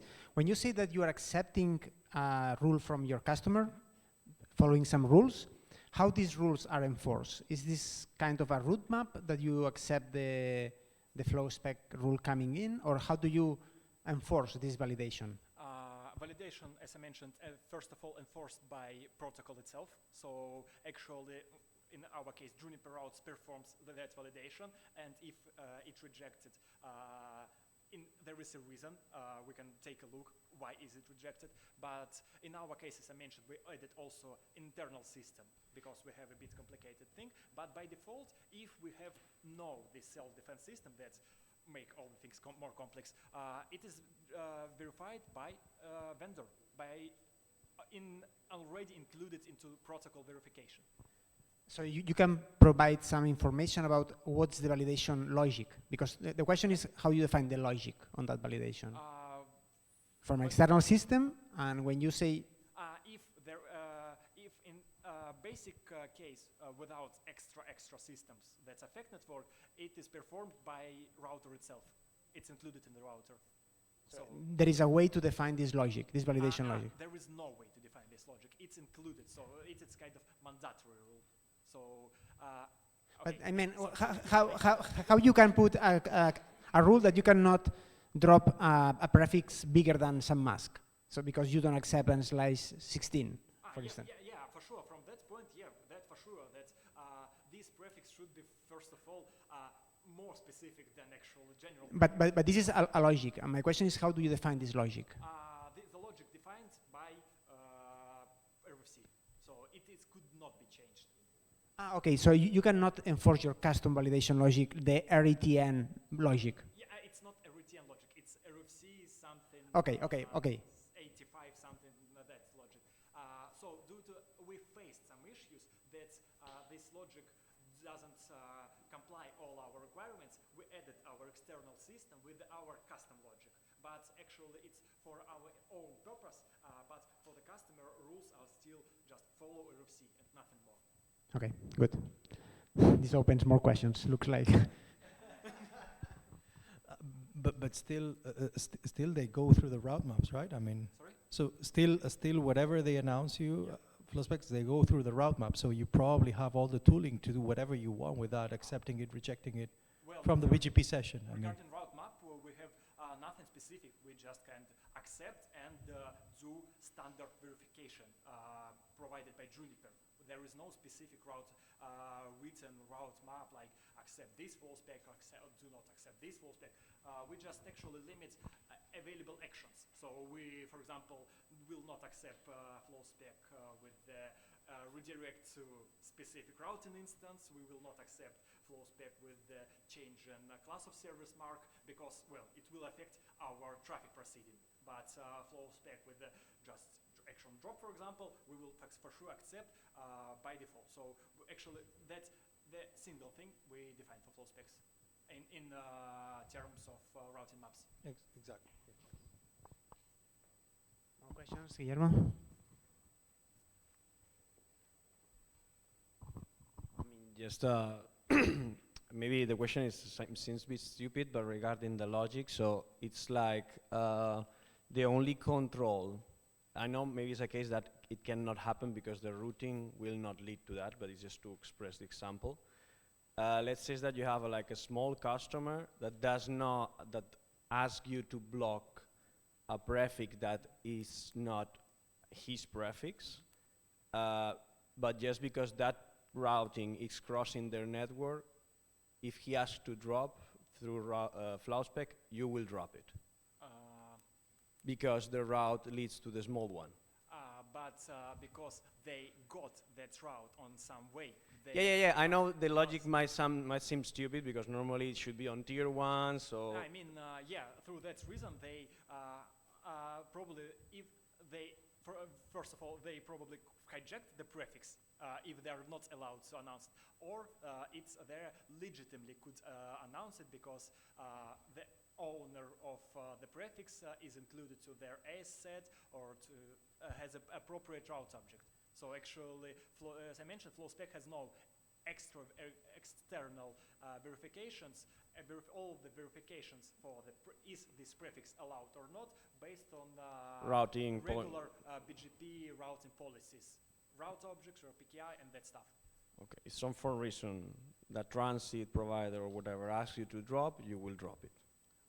Even though if it's not his, let's say, he's not entitled or he's not the owner of actually, okay, why he's not entitled, but he is able to announce something? That's actually will be a question. No, just the point is you rely on the routing information that should be 100% accurate. Yeah, and because we pay a lot of attention, for example, we do not accept we have strict prefix list policy, and we will not accept some extra and kind of illegal routes in briefly say, so, or hijacked one or something like that. So we have for every downlink customer strictly defined prefix list, and there are no exceptions for anyone. So, and for sure, there is a possible vulnerable place, peerings. We cannot exchange Flowspec rules at peerings because at peerings we usually have no prefix lists. That's the point. Okay. Thank you. Good. So no more questions. Thank you very much, Aleksei. An applause.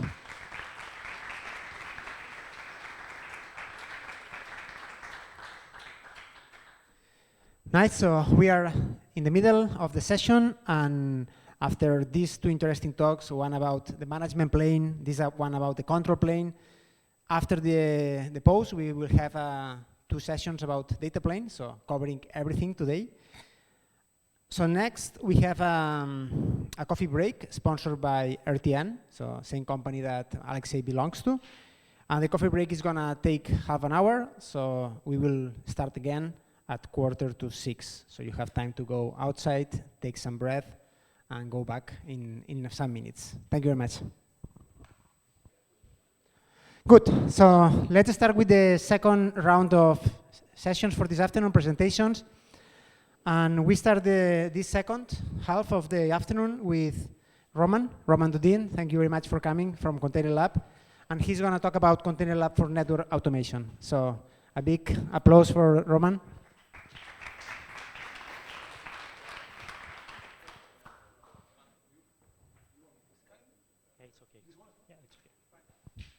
Hey everyone, hope the sound is okay. Yeah, I can hear myself. Yeah, so my name is Roman. I'm part of the Nokia product management team, but this is kind of irrelevant to this talk because we will talk about the open source initiative that we started 3 years ago. It's called Containerlab. This is the CLI tool that enables declarative labs and kind of lab as code approach to in a format of a CLI tool. So the reason you see Nokia logo here is just because that's the template that I mostly use for DAX, but it doesn't say anything about the allegiance of the tool with the company. So the Containerlab project is open source, it's multi-vendor, it has nothing to do with Nokia besides just smart marketing. Okay, so the talk is titled Containerlab for Network Automation, but Containerlab is not only for the network automation, it's for general purpose labs, virtual labs that you can spin up for things like BGP testing, understanding how protocols work.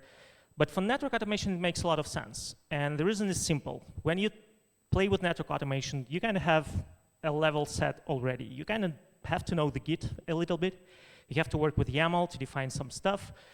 And it's kind of natural to your network automation journey to be more flexible with the CLI and the CLI tools rather than GUIs and UIs.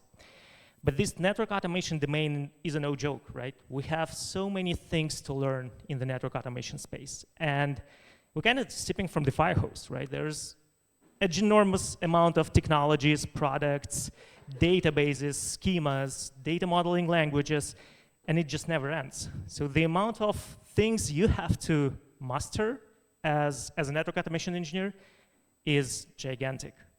And then how you master, say, Ansible? Can you read a book on Ansible and claim that you are mastered it? Probably not. How you master Yang? Can you read a bunch of RFCs? Good luck with that. You really have to build this hands-on experience with the technologies. You have to spin up a lab, configure stuff with Ansible, configure stuff with netconf or any other network management interface. Spin up netbox and understand how single source of truth works. This takes time, and most importantly, you have to have a lab. You have to have this hands-on experience. So 3 years ago, we started this project called Containerlab, as I mentioned.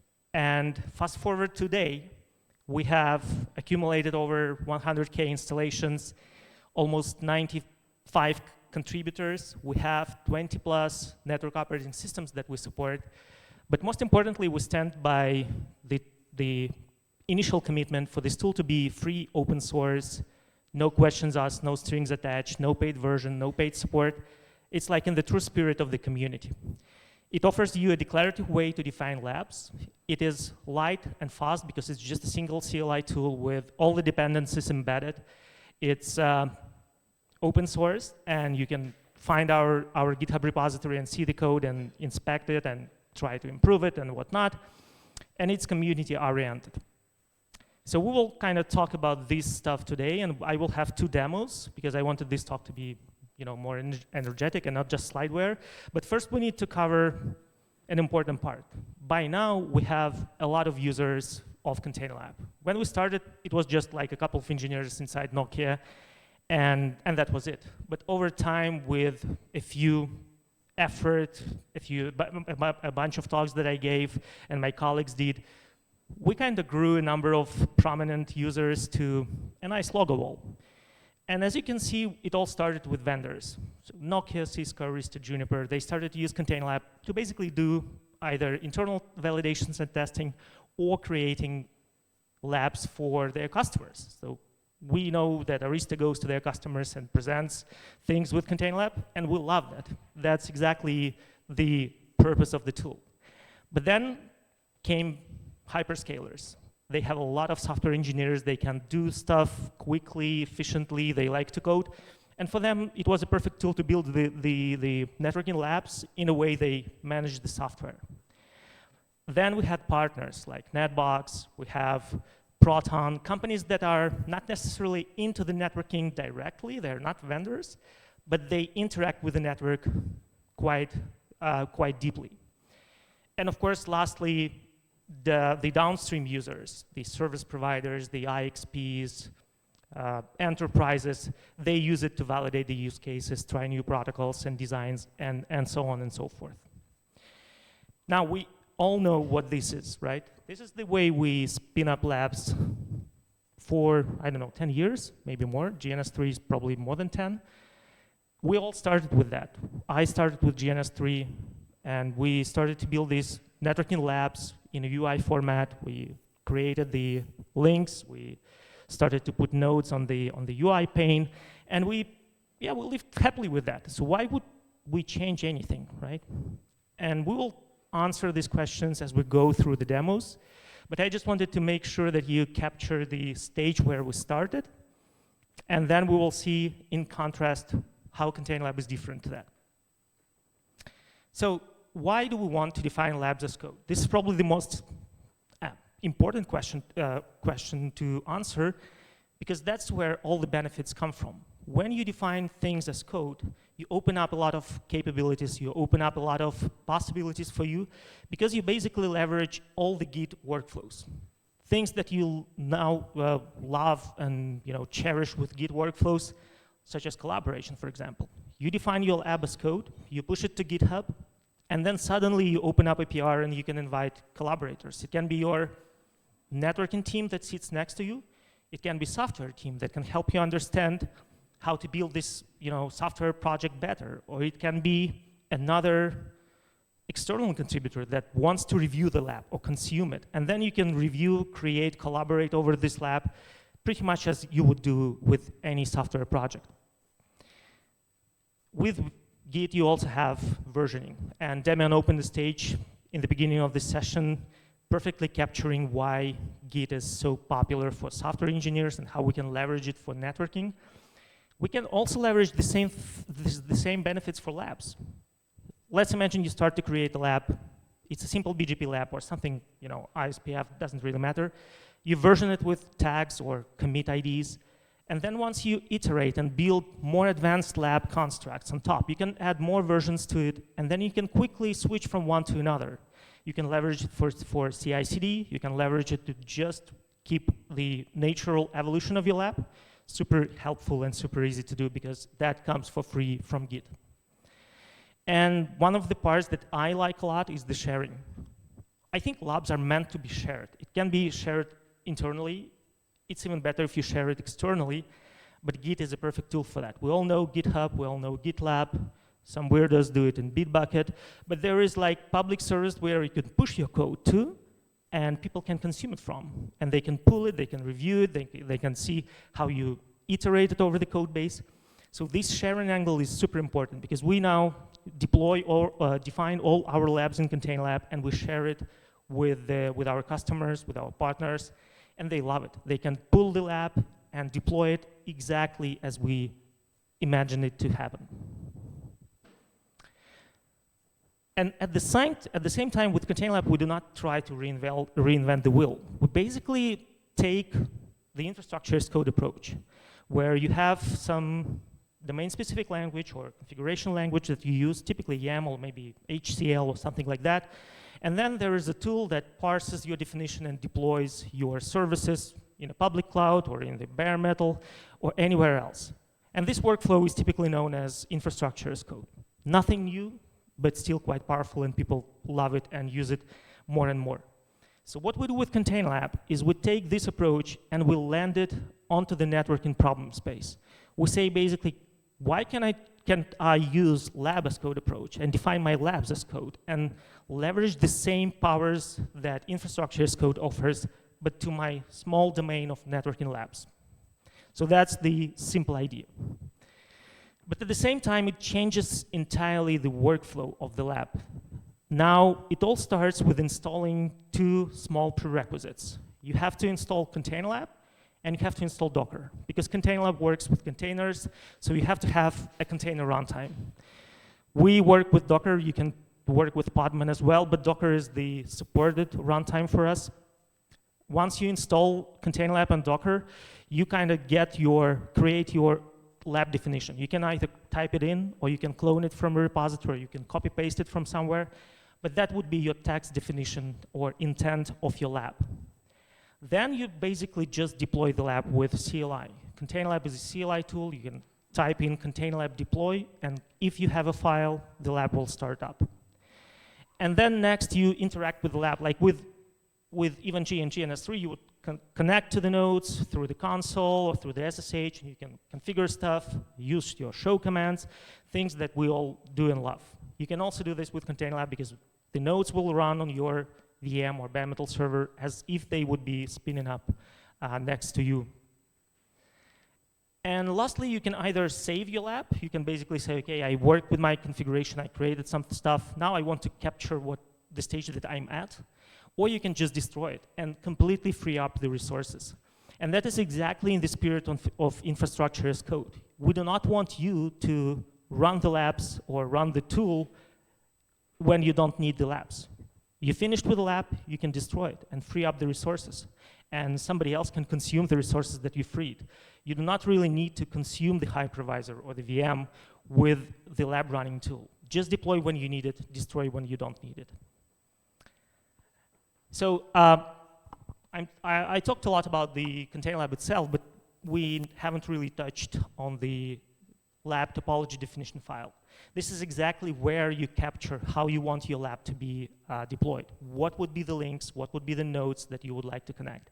And it all starts with a simple YAML definition where you say my lab would be named something, and then you start to create nodes. And when you create the nodes, you give them a name, you define the kind of the node that you would like to use. In this example, I'm using Nokia for Linux as a kind. And kind is a way for you to say what kind of node I am deploying. Is it Cisco XRV, or is it Juniper VMX, or is it something else? So you basically define what kind of node you want to run. And lastly, of course, you need to have a container image. You have to have a container image that you will boot from, right?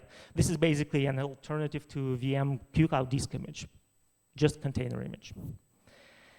And then once the nodes are defined, you start to wire them up together, because nodes by themselves are nothing. You want to create a topology. And we create topologies with links. You see them defined at the bottom of the page. You basically say, I want to connect my node SRL interface E11 to my node SRS interface ETH1, and then a virtual Ethernet pair would be created, and you will have a clear channel, layer 1 channel between the two nodes, point-to-point connection. Okay, sweet. Now, combining these nodes and links together, you get a fully functioning lab. It has just 2 nodes, but in the interest of fitting stuff in the slide, that's what I had.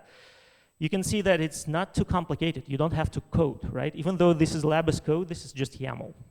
It's not scary at all. And then once you define it, you can deploy this lab and it will start chugging on your machine. But you remember that the talk was titled Containerlab for Network Automation. So how exactly would the lab for network automation look like? Well, in the simplest form, it's just a bunch of nodes. You have to create your topology, and then if you're just doing configuration management, you would connect to the nodes with Scraply, NetMiko, or some fancier automation interfaces, netconf, GNMI, and you would try to configure stuff. You can try to get state information back, but typically it's just like a bunch of nodes connected in a topology that speaks to your use case. And Containerlab can do that very, very easily and very efficiently. The problem is that when you want to scale it up and create more interesting solutions, maybe you want to add a database, maybe you want to have Netbox next to your topology, maybe you want to have a telemetry stack. You can do that. It will just take more space on your VM, right? Like this particular slide shows, you can grow vertically to a very big topology if you like. And now it's demo time. So we will have, I will show you how to create a small topology just right now from scratch. So I have my mic. Check, check. Yeah, it works. Amazing. That's technology.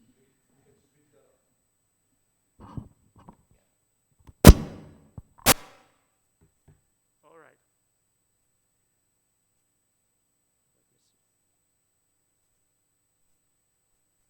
Isn't that, yeah, that works. That works. Baby. Okay. So, if you remember, yeah, let's do this. Is it better? Sweet. So, Containerlab.dev, that's the website where you can get all the information about the project. That has a lot of documentation inside, lots of examples for all the different vendors that we support. The most important part when we want to start is, of course, going to installation. Now, when we started designing the tool, we said, like, the installation needs to be that simple. Otherwise, no one will use it. If I see an installation instructions with 20 steps, no chance I install it. So we have created a small installation script. And this installation script basically detects the architecture that you want to deploy on and downloads the binary. So what I do is that I just copy the command, which uses the installation script. I go to my VM. I don't have Containerlab installed. It's a Linux VM, nothing on it. I only had installed Docker, and that's it. So I copy this command, and a couple of seconds later, we have Containerlab installed. That's all it takes. You don't have to do anything else. Now, with this tool running, well, it doesn't run. We just downloaded the package, right? There's no daemon. Nothing really occupies the resources. With Containerlab downloaded, what we can do now is that we can deploy all the labs that we defined so far with Containerlab domain-specific language.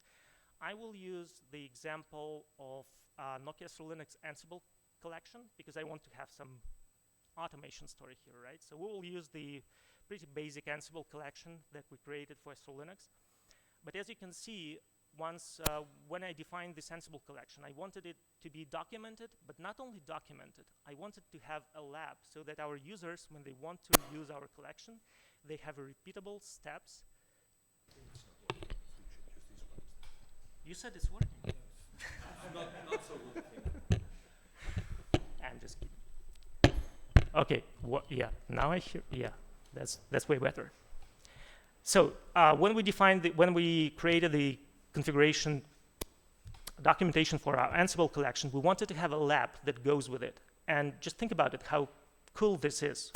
If every collection that you work with would come with a lab so that you can test exactly how collection works using the examples. I would love to do that with every collection that I use. But now let's focus on this as a Linux Ansible collection. If I go to documentation chapter lab deployment, it basically says to use this collection to test this collection. You can deploy this topology. As you can see, deploying a topology is nothing else just by typing Containerlab deploy and pointing to the Git repository. So this stuff is a Git repository, right? It's a URL to the Git repository. And if I copy this command, I go to my terminal. Yeah, I copy it to my terminal, I hit enter, and Containerlab starts to deploy the topology. But what does it do? What exactly is in this topology? Let's go back to my Git repository, and this is exactly the file that sits in the repository. What you can see here is a simple topology with 2 nodes, and they are connected with 1 link. This is all you need to try your collection, because you basically just need a network connectivity to a node. A couple nodes is better because you can configure protocols and whatnot. So this is a very simple topology, but it opens up a lot of use cases for you to try things out. You can do your Python automation, you can do your GNMI, netconf, any network management that you would like to automate with. You can define a simple topology and use it like that. So going back to my terminal, now you can see that Containerlab deployed this topology, and I will scroll it all up so you can see it better. It basically says it took 16 seconds to create this lab, right? And it says, I deployed 2 nodes, SO-Linux 1, SO-Linux 2. These are the container IDs. These are container images that I used. And these are my IP addresses. Now, what's cool is that I can type SSH and copy the name of the node. And I immediately drill to my SO-Linux shell, right? So I have network connectivity from my VM to the node that has been deployed. So I can do, regular stuff in the CLI, but this is not the case point here. We would like to do some network automation, right? So we go back to our documentation, and in this doc section, I explain kind of task definition, task-based approach to Ansible collection. So we have some tasks, and I will use this Ansible collection that we've created, and I have this handy alias to run Ansible in containers so that you don't fall a victim of Ansible constantly changing stuff. So I just log out from my machine, enter my repository that I just cloned, and install the Ansible playbook alias. So now what I can do is that I can just start using the collection using the documentation examples that I have. So here I just explained how collection works, but I also create this lab, and this documentation follows the steps of the lab, saying that, for example, to get retrieve state and config, you can run this Ansible playbook command using the files from the repository that we just cloned. So our repository contains the lab example and Ansible playbooks. That's the way to go. It's all captured in the repository. It's all in code. You can version it. You can change it. Your users can use it. I'm using it right now, right? And you can follow the same steps as well. So if I now just go here and copy this Ansible playbook command, let's see if it works. Oh yeah, you see it's all green. At the end of the playbook, we executed our collection. Our collection uses JSON RPC. It connected to the nodes. The nodes are defined in the Ansible inventory. Ansible inventory is generated by Containerlab. There's a lot of stuff that's happening, right? But the ultimate goal here is to have a repeatable S-code example for users to follow the explanations of the Ansible collection. And this is way, way better than just documentation, because you can follow and you can check that it works exactly as defined.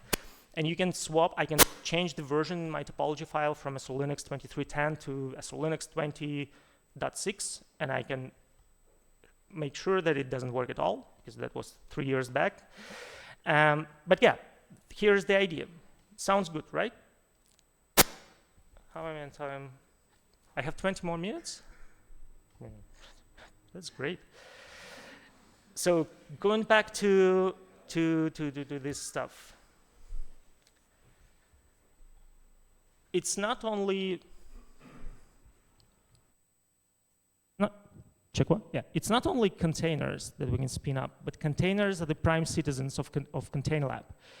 And if you think that we do not have containers besides Nokia SO-Linux, you will be wrong, because there's a bunch of them already. And we see a trend for networking vendors to focus more on containers.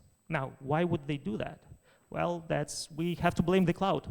If you want to bring up your VM to the cloud as like an AWS marketplace, if you want to install Cisco, it needs to be x86 system, right? You cannot have a VM there.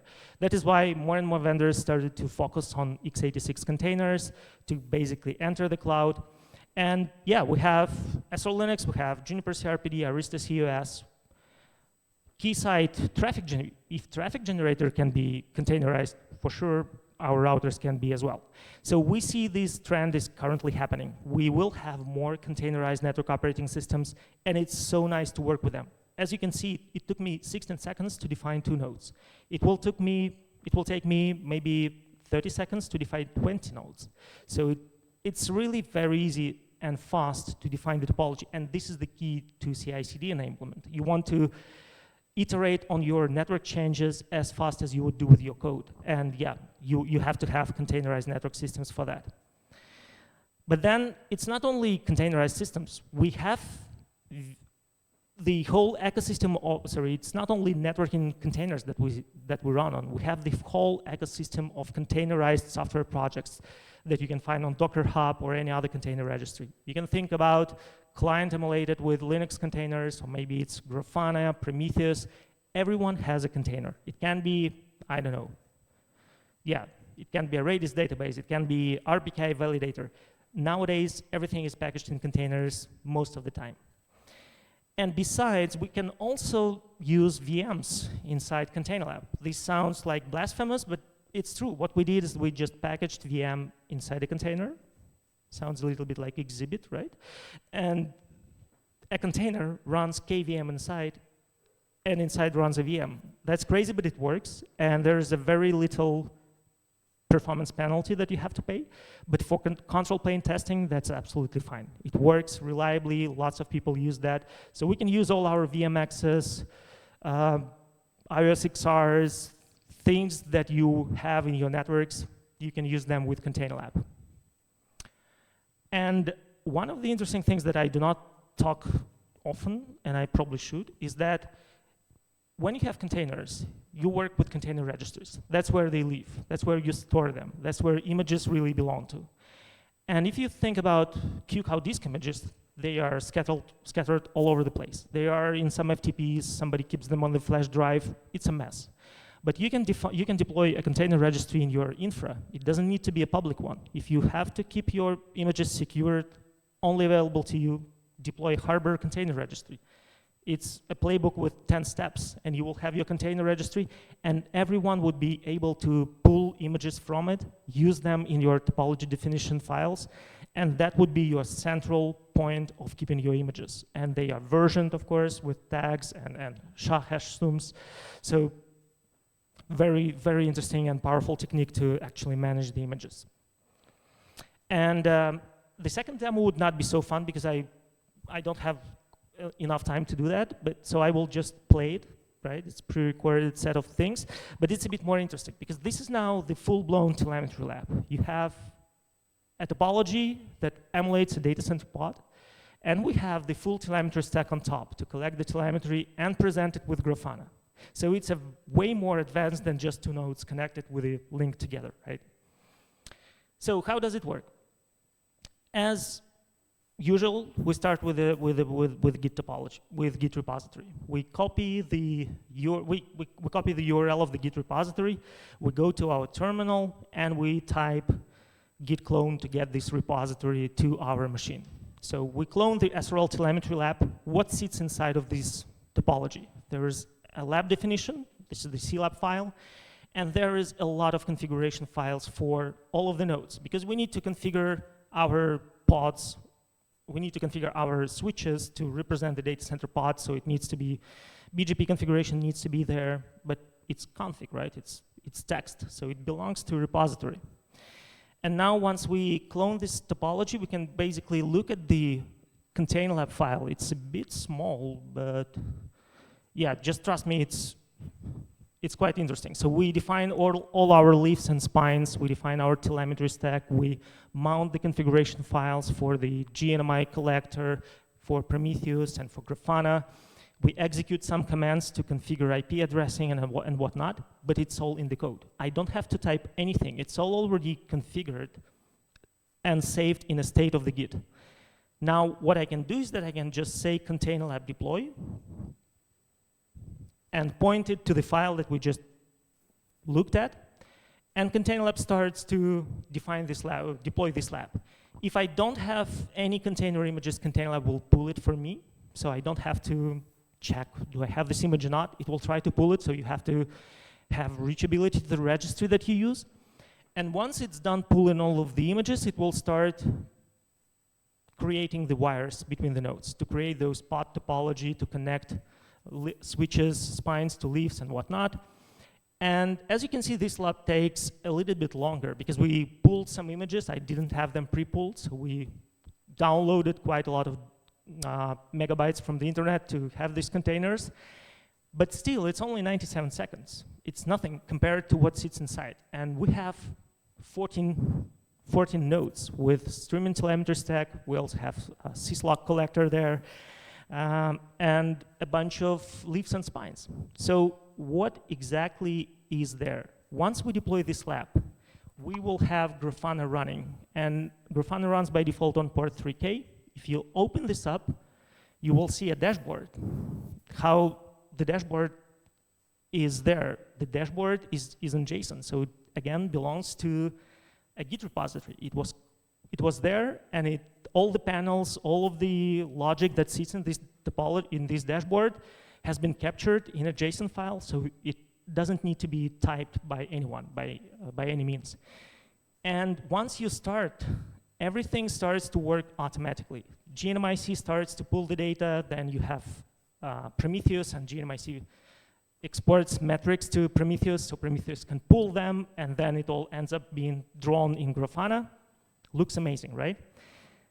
And then, of course, you can try to interact with the lab, so you can connect to the nodes, just like I showed you, but we also had to create some traffic scripts, because we wanted to populate the dashboard.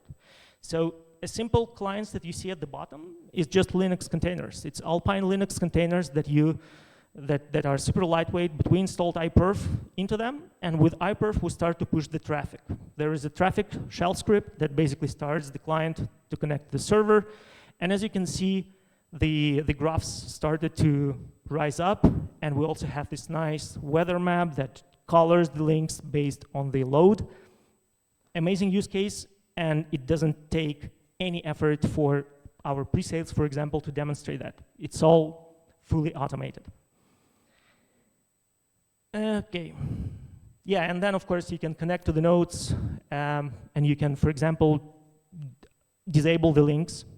That was one of the use cases. So we can just shut down one of the links towards the spines. And once we do that, we can go and see that it becomes red on the dashboard. So that was the use case. So how do people use Containerlab? And there's like many different scenarios and many different target groups, and they use it differently. Mainly, if you are a solo network engineer, you leverage Containerlab because it's easy to install. You are not attached to a particular VM or a particular infrastructure. You can deploy it in a dusty server that you have in your cupboard, or you can go to a GCP cloud or AWS cloud, deploy the VM there, deploy the Containerlab there, and be done with it, and then destroy it. So it doesn't really have to occupy the server. And yeah, you of course can use the integration with all the containerized tools, like RPKI validators, telemetry stacks, and what have you. If you are a networking team, and this is more interesting because you have to collaborate. Now, you start to leverage the collaboration angle of Containerlab, where you have your pull requests, different people working on the same lab, you have your network experts, you have your automation experts, and they work together to build a lab. That's how we do this in Nokia, for example. I'll skip that because we already talked about that. And this is the sharing part, right? As I mentioned, we created quite a good number of labs already, like more than 10. And we published them on our SRL Labs GitHub repository. There is a lot of different labs now. It's not only network automation, it's sometimes it's purely routing. So we have segment routing lab where we demonstrate how Flex Algo works, and you can tune the metrics on the links and traffic reroutes. Because of that, it uses our Nokia SRS VM, not a container. So it's kind of interesting approach to see how you can basically use VMs there. And we constantly add more and more labs. So whatever I personally build, I always publish them on our GitHub, so people can look at that, replicate that, swap Nokia with Arista, fine by me. Just try it. All I'm after is to tell people what is possible and what use cases can be unlocked. And yeah, lastly, containerlab.dev. That's what you need to type in your browsers, and you will get this nice documentation portal with lots of examples. And if you want to be nice to us, you can join our Discord, and there's a lot of chatter on different platforms, a lot of users from different vendors. People ask questions, complain, send us good praises. So that's the way to enrich with the community. But we have one more thing, right? The problem is that Containerlab scales vertically. If you have a big lab, it is quite challenging to fit 20 nodes, 20 iOS XRs, for example. Each of these bastards, it's 16 gigs of RAM and 8 vCPUs or something like that. you cannot find a server that would accommodate this big lab easily. So this vertical scaling of Containerlab might be an issue. You might see that it's challenging to fit a very big lab. The good thing is you don't need a big lab, right? If you think that you need to emulate your full network, this is probably not a very good idea. You have to have a sizable chunk of your network, a slice of your network that you test, and not necessarily the full core that you use, because you have to understand the failure domains or the blast domains and test them, and not the full network entirely. So yeah, scale is an issue, but there are workarounds. What you ultimately want to do is you want to have a system that would spread your load across your worker nodes, right? You want to have like horizontal scaling and not vertical one. And if only we had a system that does that. If you work with Kubernetes, you basically know that it does it really well. I know, yeah, it's opinionated. A lot of people hate Kubernetes for valid reasons, but it's a tool that does the scheduling very, very efficiently, and this is what they do very well. So what we did this year is we created a project called Kubernetes. And what it does is it takes Containerlab and it brings it on Kubernetes clusters. So if you need to have a scaled approach, or if your team is more on the Kubernetes hype wave, they can use Kubernetes that basically has a controller that spreads your Containerlab topology, original Containerlab topology, but it parses it, creates a bunch of manifests, and these manifests are deployed on Kubernetes cluster. So you can scale your workload, you can go to GCP, use GKE or AKS or any managed Kubernetes server, and you can deploy your topology there. Quite an interesting thing, and if you are going to RIPE 88, we will probably present this project there. And that's it. And that's it. Thank you very much. I hope you enjoyed. And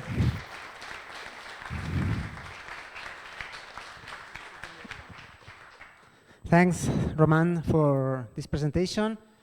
I guess some questions in the audience? Many? Let's start. Do you want to start, Daniel? Well, a very quick question. So is the repository with your repository at S3 Labs open to contributions? So can people contribute lab scenarios? Yeah, it's open. Oh. It's not a closed one. Yeah, that's everyone cool. can see it. I'm definitely going to. Yeah. Thanks.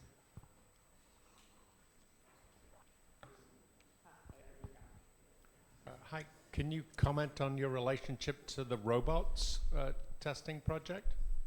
Sorry, the mic. What? 1, 2. Yep. Can you hear me? Yep. Can you comment on the relationship with the robots testing project? Yeah, there is no relationship to them.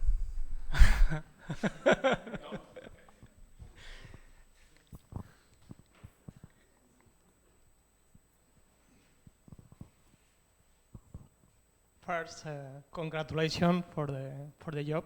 I want to ask about the multi-cluster scenario. Because we train Kubernetes and so on. I like very much Containerlab, and I'm thinking about multi-cluster. And do you have some solution or best practices to deploy?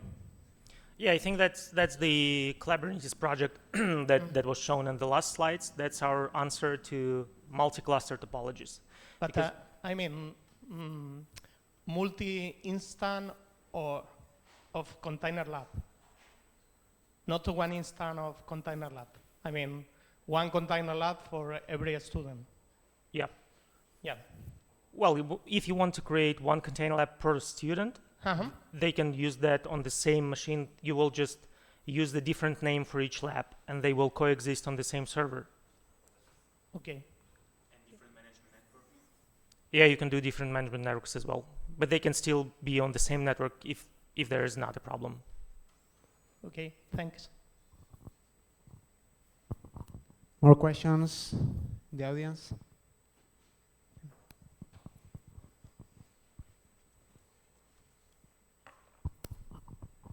Great presentation. I was wondering, are you seeing some improvements on the vendor side to actually produce proper containerized versions of their OS? And to give you a bit of context, I was at Juniper, and I was pushing really hard at the time to do virtual versions of their OS, and honestly, that was a disaster. Like internally, they are so far from even understanding the use case. And publicly, I haven't seen much. So I'm curious if you're talking to them, if you're seeing improvement there, if you feel like they're getting more awareness of the importance of that. And of course, you know, what you guys did at Nokia, I think is really cool. What Arista do is really cool, but there's a lot of work, I think. Yeah, well, I cannot speak to other vendors that much.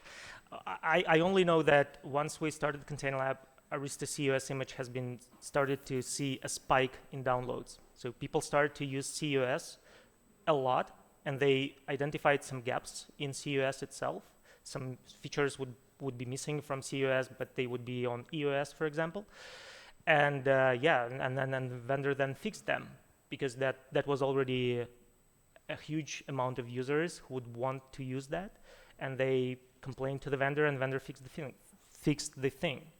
So definitely, I think the support for more mature versions of simulators is happening, yeah, across the board. And know that Juniper is HP, so they can sell more servers to do this design. Yeah, yeah.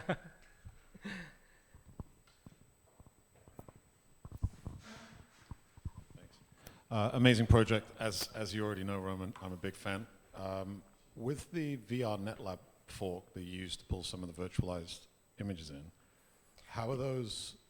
How's that list growing? I see that there's some VMX in there. There's a bunch of Cisco. Is that all you guys figuring that out, or do you get assistance from other places? Yeah, so I didn't focus on that in the presentation, but when we talk about VMs that we want to onboard on Containerlab, we need to use a project that wraps the VM inside the container, and we now use VR NetLab. So we forked it quite some time ago, and we started to make it to work with Containerlab. So what it does is that it takes the QCOW image, you basically run one make command, and it creates a container image from the VM. But it's another open source project. It's in Python. We just leverage it to create those VMs, and that's it. And adding, let's say we had a request for a new one that isn't currently supported in VR NetLab. How does that work? Well, basically, you open up the VR NetLab repo. You see how different images are implemented, and you create the same Python wrapper for your particular network operating system. We do it ourselves. That's yeah. I get it. Okay, yeah. That's fine. Thank you. Yeah. More questions? No? You can keep your questions for the coffee break, and we can move to the last presentation. So a big applause for Rodin. Yeah.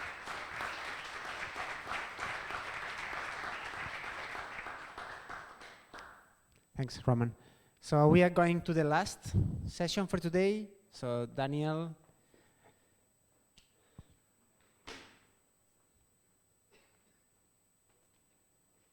So we have Daniil Bautrin from CTO, from VyOS, if I'm not wrong. So he's going to explain about the journey of VyOS from an appliance to a platform. Thank you very much for being here, Daniil. Be careful. That's good. That's good.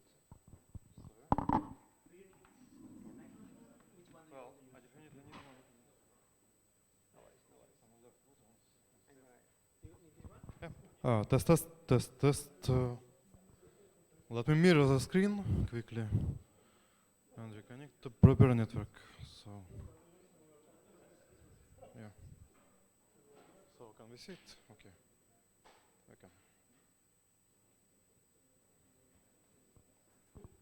Okay, so I'll just leave it as this. If it's readable or if not. Is it readable or not?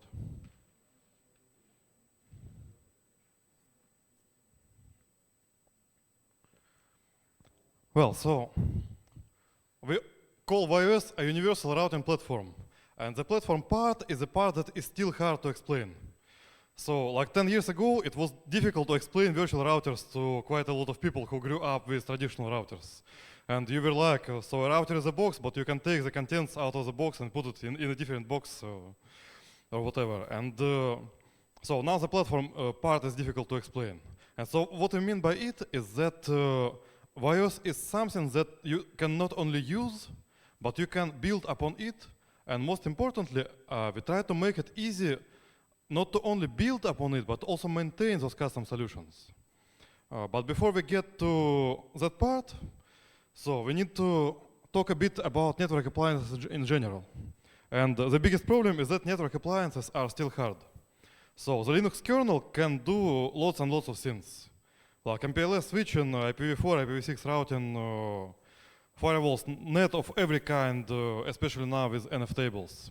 But the problem is that there still is no way to atomically update the entire configuration of the network stack. So, and so there is Netlink.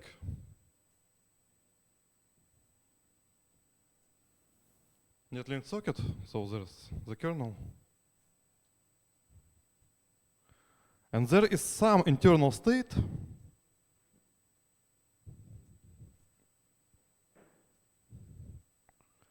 that is basically still managed with individual IP command with IP route or similar front end, like IP route. So, and just if no one tried to configure raw Linux, so if you install a route with IP route add and the network interface flaps, the route disappears forever.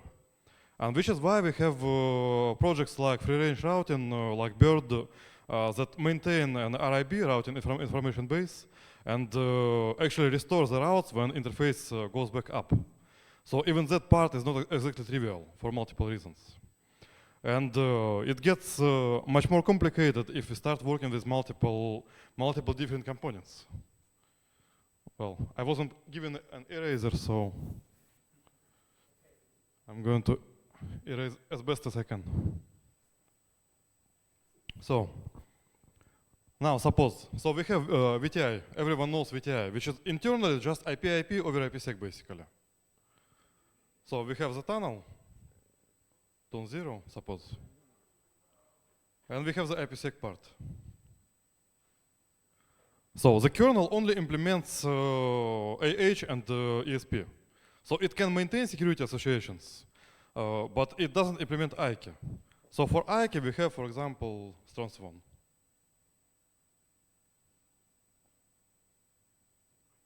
And now, from the user's point of view, so you must create a VTI tunnel with IP route 2 or similar. And you need to create an IPsec configuration. And from the user's point of view, if the user deletes the tunnel interface, the IPsec part becomes useless. And likewise, if the user deletes the IPsec configuration from Strong-1, likewise the tunnel becomes useless. So ideally, an appliance must prevent such attempts to do that somehow. Oh, very nice. I have an eraser. Great. So an ideal appliance must prevent such situations when different components get out of sync. And historically, many appliances actually didn't. So, and many of them weren't any good at managing the system-wide configuration either. So like the classic example in Cisco. So we do conf-t, for example, router, BGP, well, say 655.35.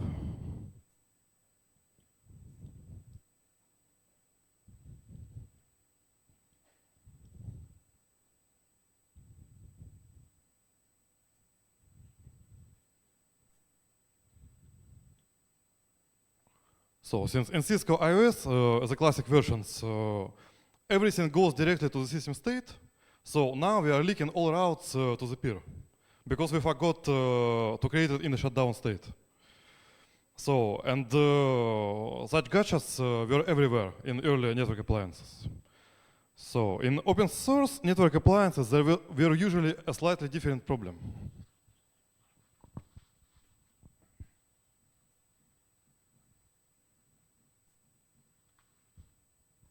So the eraser doesn't actually work.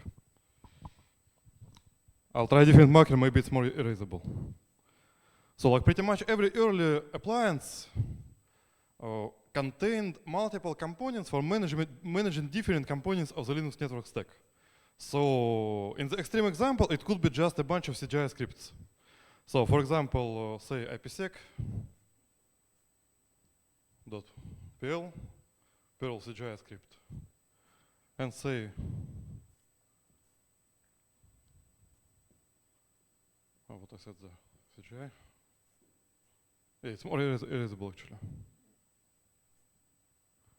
So this goes to strong one. Yeah?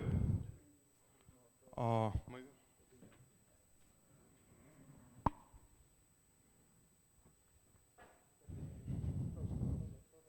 Even closer? Okay. Well.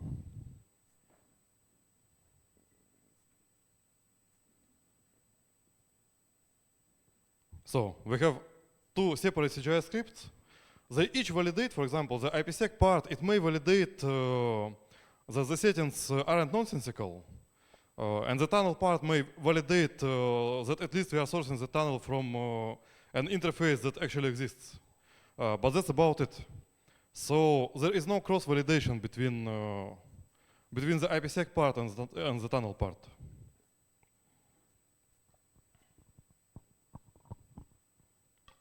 And obviously something had to be done about that.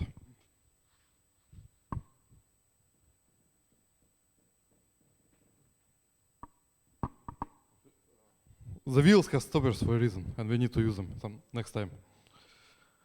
So yeah, and here's more or less how it went. I messed up my own presentation. It keeps asking me to connect to a network that doesn't work.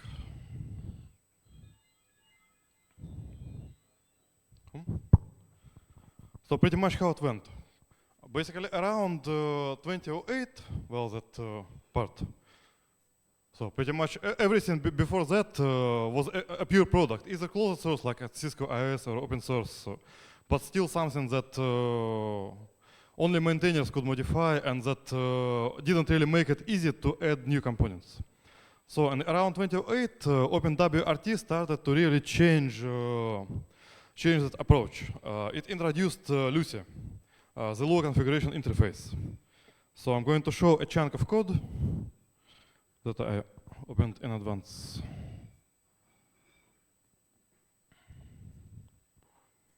So this is Lucy. And if you go to, for example, OpenVPN, we can see that there is a standardized interface for retrieving basically key value pairs from the config through that UCI class. So there is a set of functions for working with those values, but otherwise it's a completely custom code. So the system-wide configuration exists, but the logic is custom in every script. So if we scroll down, we can see that. So here it just calls sys5 init to restart OpenVPN. So and every such application in Lucy also has a front-end part that is also custom. So this is a lot better than nothing, but still not exactly perfect. So how can we go further? So around the same time, Viata, the predecessor of VyOS, introduced a somewhat different approach. And the key innovation was that they separated UI definitions. So they completely separated the code from the definitions of the nodes in the configuration. So here, for example, the command in a real VyOS, let me open a hotspot and get to that. The command is still the same in VyOS because I changed it to the system hostname.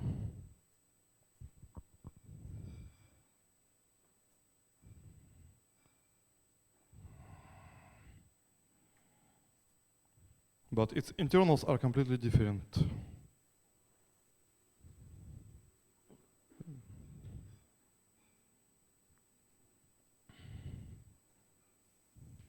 So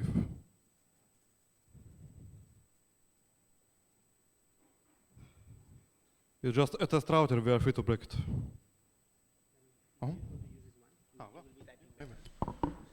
Yeah, I'm going to use the other microphone.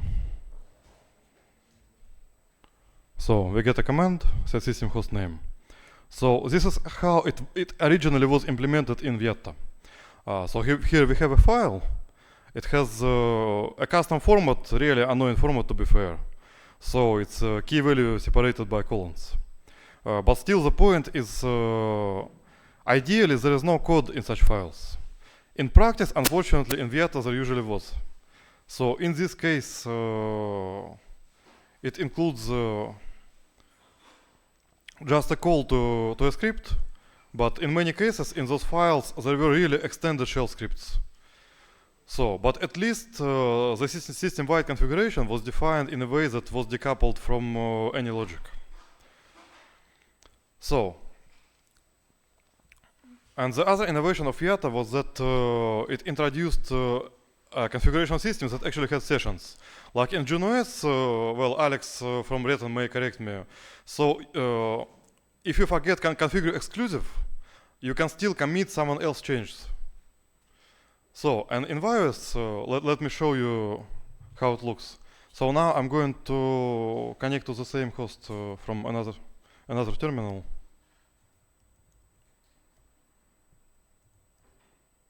It's not even my router, it's my friend's test router.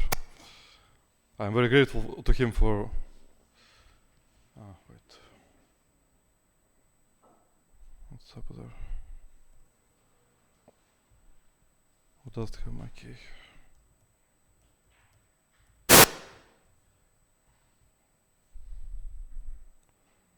So I'm in. So I'm also entering a configuration mode, and I'm going to change the different, for example, the system option reboot on panic. So, and now I'm going to commit hostname change.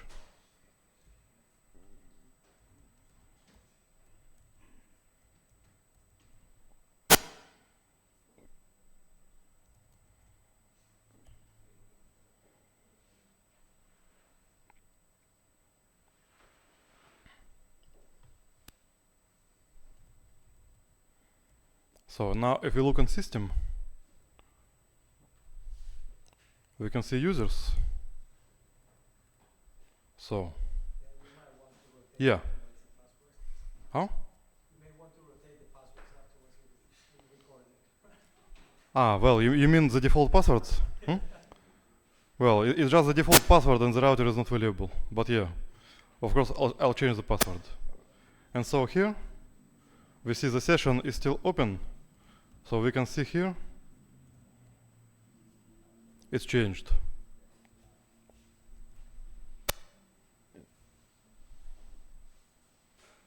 Yeah, but the change from the session I made from my other terminal is still active, and I can now commit it separately. So that is why there is no configured exclusive in VyOS. Actually, where is the hiss is coming from? What I need not do to avoid the hiss. So yeah. So and that innovation, of course, is still active. So, but the main problem with that approach was that let me find you a really bad example of how it looked. So, for example, if we go to interfaces, we can see an example of where it can lead at its worst. You can see a very hairy. I think we are going to find it here.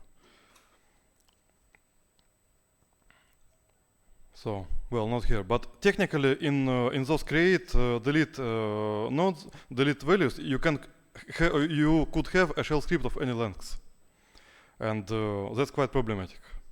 And of course, such definitions are annoying to write, and if you make a mistake, it's only apparent when you try to run the command. So, and after we forked Vietta, well, VyOS is a fork of an older system, just in case anyone doesn't know that history. So, and when we forked it, what we started to do.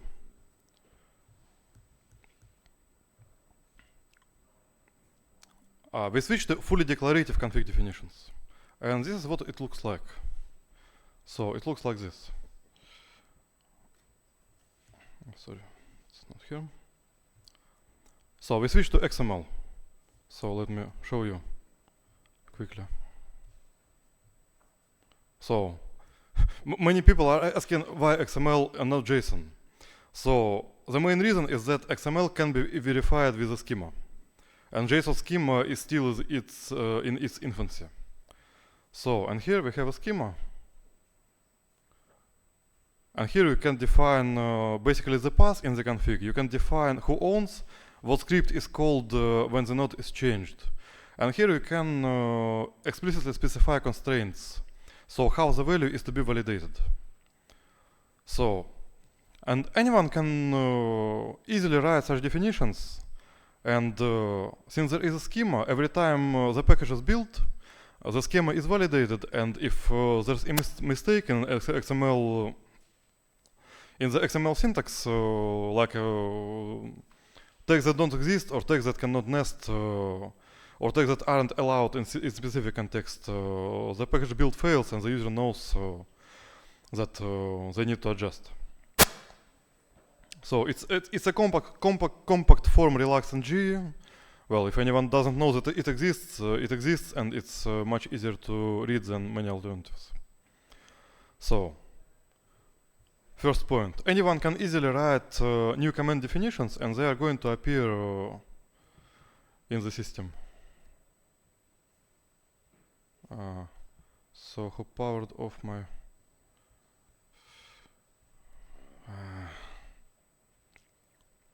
well, that's really unfortunate. I'm not quite sure what happened on the other side, to be fair, and who did it. But well, so the next point. So anyone can write command definitions and they're going to work exactly like built-in commands. So, and the next thing.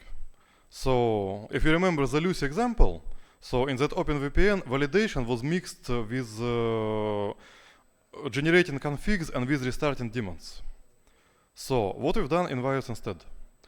Every script that handles a particular configuration of particular component has a standardized structure. So here is the file that handles system hostname change. So if we go to the script, we can see that, well, this is just housekeeping. Every script has 3 functions with defined names. It's verify, this is verify. Generate, in this case it's empty, and apply. So, and here's what it means. So the verify function can only check if the config is correct, but it must not make any change to the system state. So the generate stage can generate files for target applications like StrongSwan, Squid, free-range routing, or whatever else, but it's not supposed to change the system state yet. And finally, the apply function applies it to the actual system. So here's the point why. On OpenWRT, for example, you simply cannot do a commit dry run. And in VyOS, you still cannot do it, but soon you can. So basically, a commit dry run, it's simply running every verify stage of every script that is to be called. So that's another advantage. So now we'll get to the next point. So in VyOS we have configuration commands that you've already seen and operational commands like in GenOS it's exactly the same. Well, they borrowed the terminology from GenOS. And in Cisco it's say enable and config mode. So operational commands simply retrieve some data and show it to the user. And so what we've done for operational commands. First, they are also defined in XML, like this. And second, if we go to a script,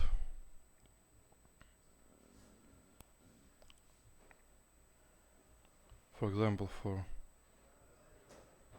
well, so many people hate my presentation, I guess, but it's fine.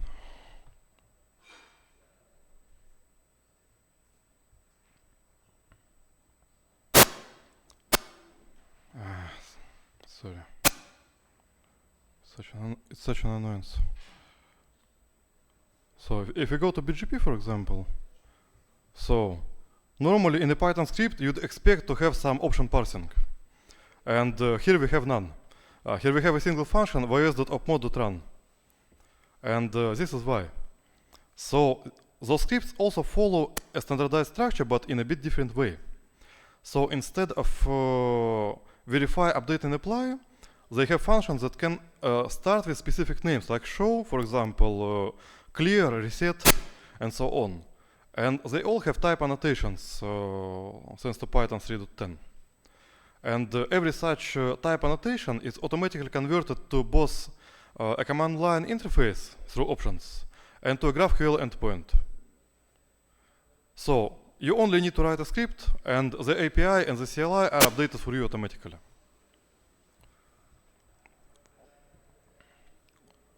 So this means that everyone can easily add a new component in a standardized way, and it will look exactly like a built-in function. And we maintain those APIs stable, so those custom applications are going to keep working at least within the current LTS release. And we hope that they will keep working indefinitely. And we don't need to change the internal APIs in incompatible manner. So, but how do you get the custom application in the VyOS image? And we also have the answer about it. So, that's the final part of the platform. So, in many systems, like OpenSense, for example, I like OpenSense if anything. So, but building its image with modifications is not a trivial problem. So, OpenWRT is retargetable, like there are many products that are built upon it, like AirOS from Ubiquiti and similar. But it's also not exactly easy to maintain a custom build. And in VyOS we are trying to make it easy, and that is how. So, if you go to a different repository,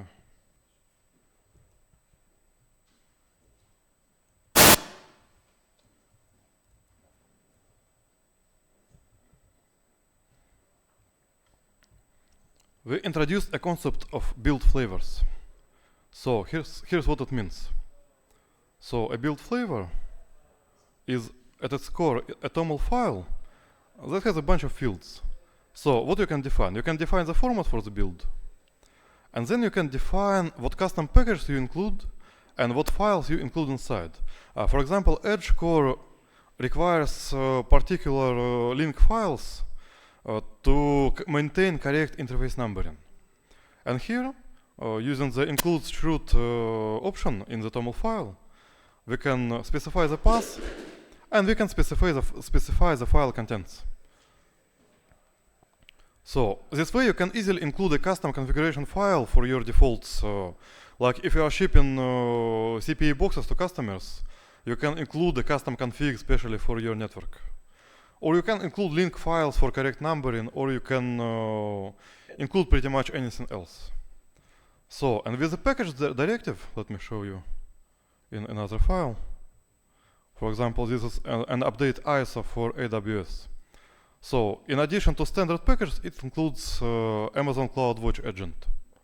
So, and you can add any package to the list, and they're going to be picked up.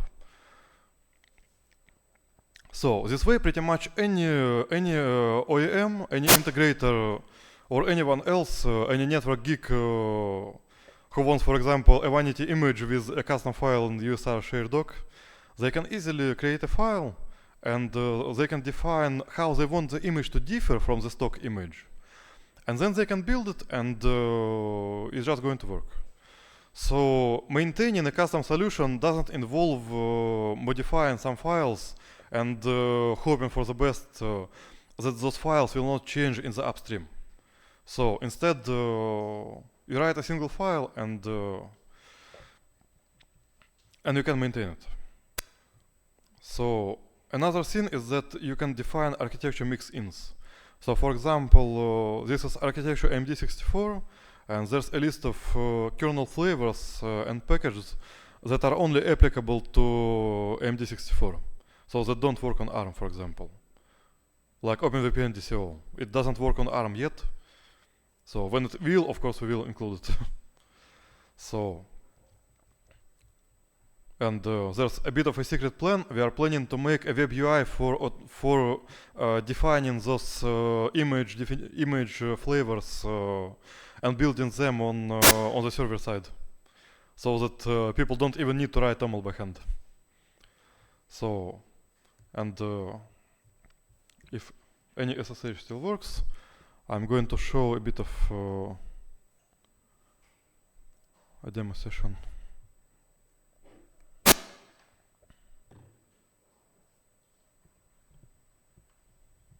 Is it secure or not?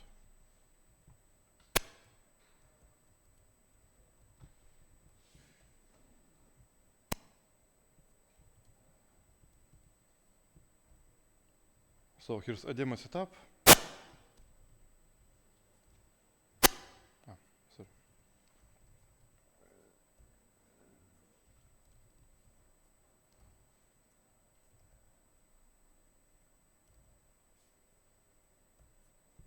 So here's a file I defined just specially for the demo.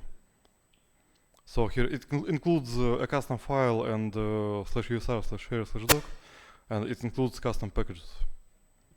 And so the build would take about 20 minutes. So I'm only going to take to show the final result, so that we have time left for questions.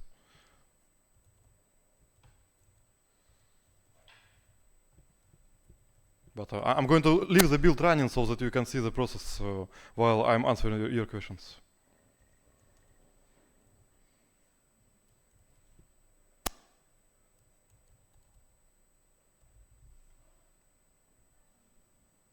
Oh, I forgot RO and loop.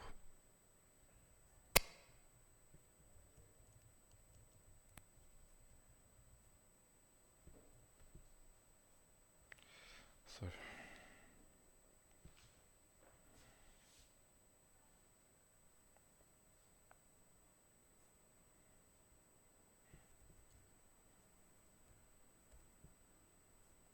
Ah, well.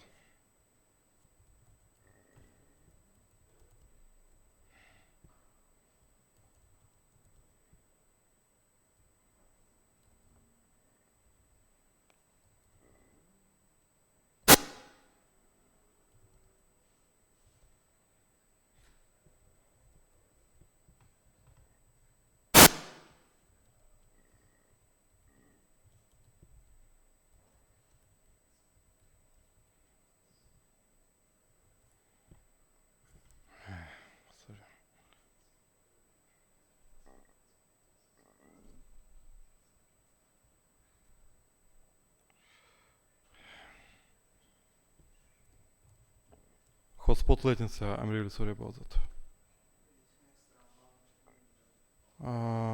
Yeah, I see. Sorry.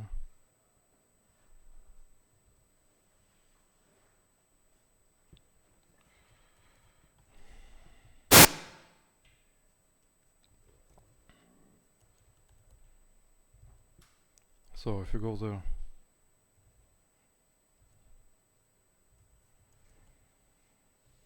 so we can see the file was included from there.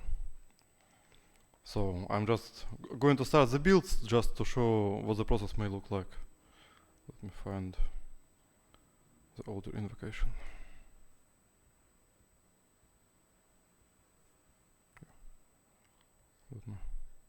So we have a Docker container for our builds.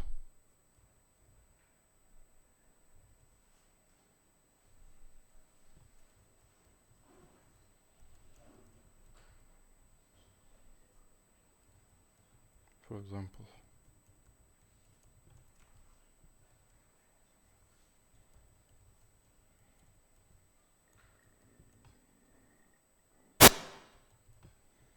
So you can specify the build metadata, like build type, version, and you specify the flavor.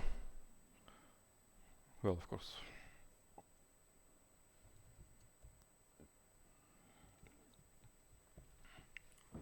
And then it starts. And so while it builds, and we hope it succeeds, so you can ask any questions you want. Thank you very much.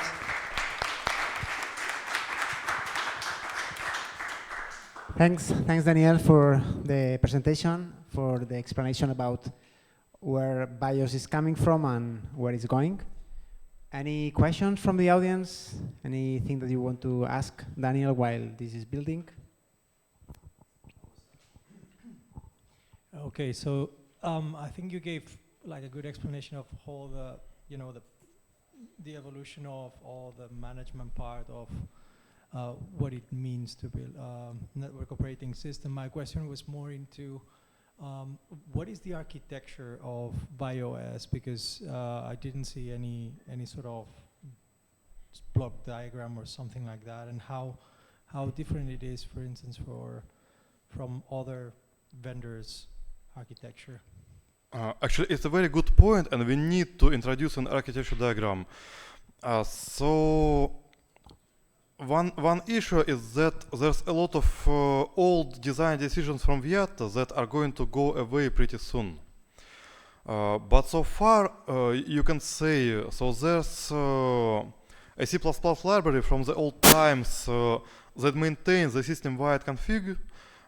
It uses a pretty insane design decision. It uses union mount and directory trees as config trees to introduce those user sessions. And what we are replacing it with is a daemon written in OCaml, a strict memory-safe functional language that will do the same in memory with a much greater performance and with multiple features like commit dry run using the improvement with structured config script. So with proper reversible commits on the fly and so on. So I'm definitely going to make a blog post now that 1.5 is about to be branched, it's branched off, and 1.4 is about to be released. So I'm definitely going to make a blog post about where that architecture is going.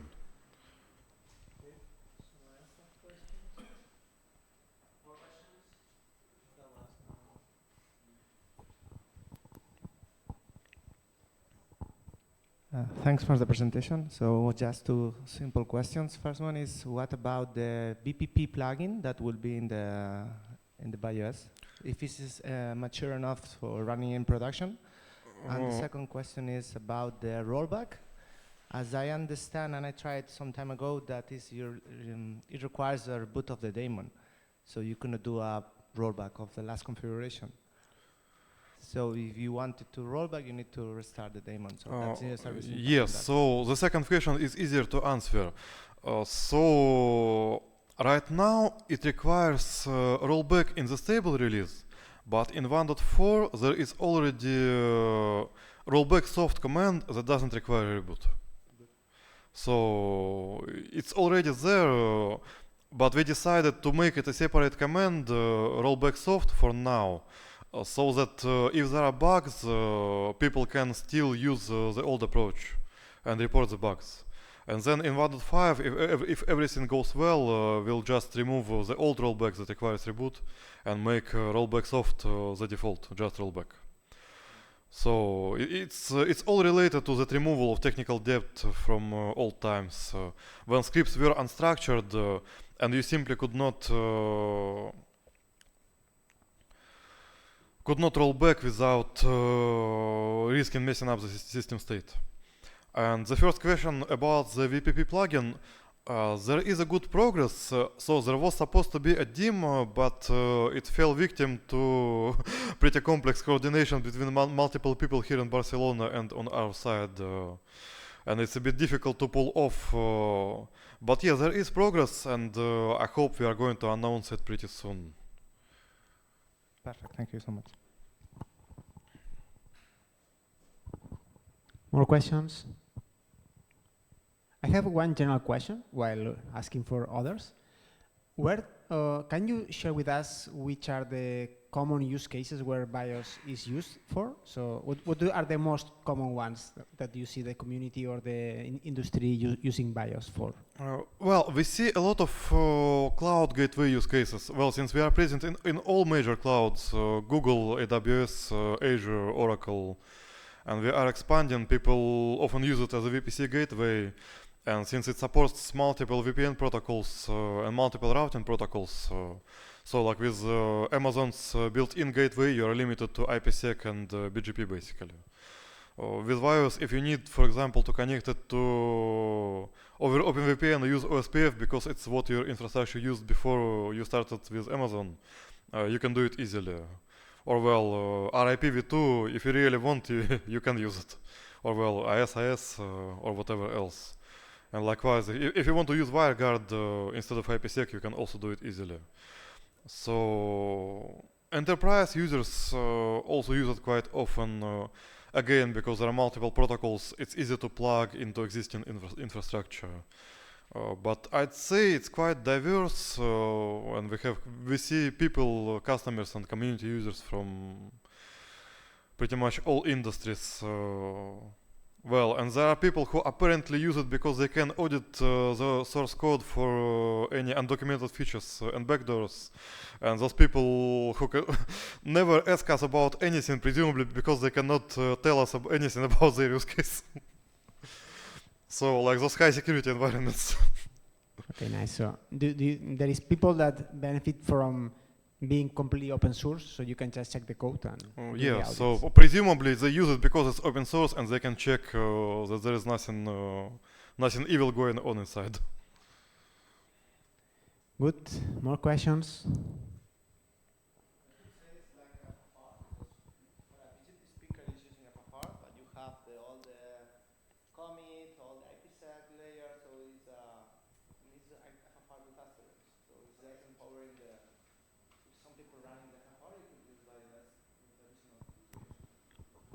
Okay, thanks for the explanation.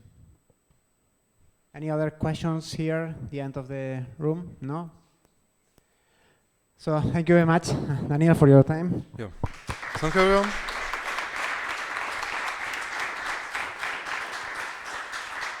Yeah, so this is the final stage when the ScotiaFS image is built. And after that, you just have a bunch of post-build stages.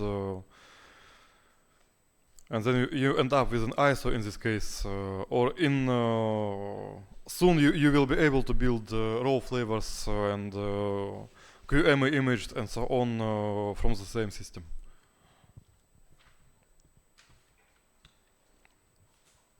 Do you want to wait until this ends? Well, it's just less than a minute. Sorry? Exactly, it's something that we can just, it's already finished. Yeah. So while Daniil is finishing, what comes next is the coffee break that is actually sponsored by VyOS. So we can just wrap up this event that we hope the NetBCN organization that everyone enjoyed. And again, thank you very much for the sponsors and especially for the speakers that came from abroad just to help here to share the knowledge here in Barcelona with the rest of the networking community. So thank you very much for your time.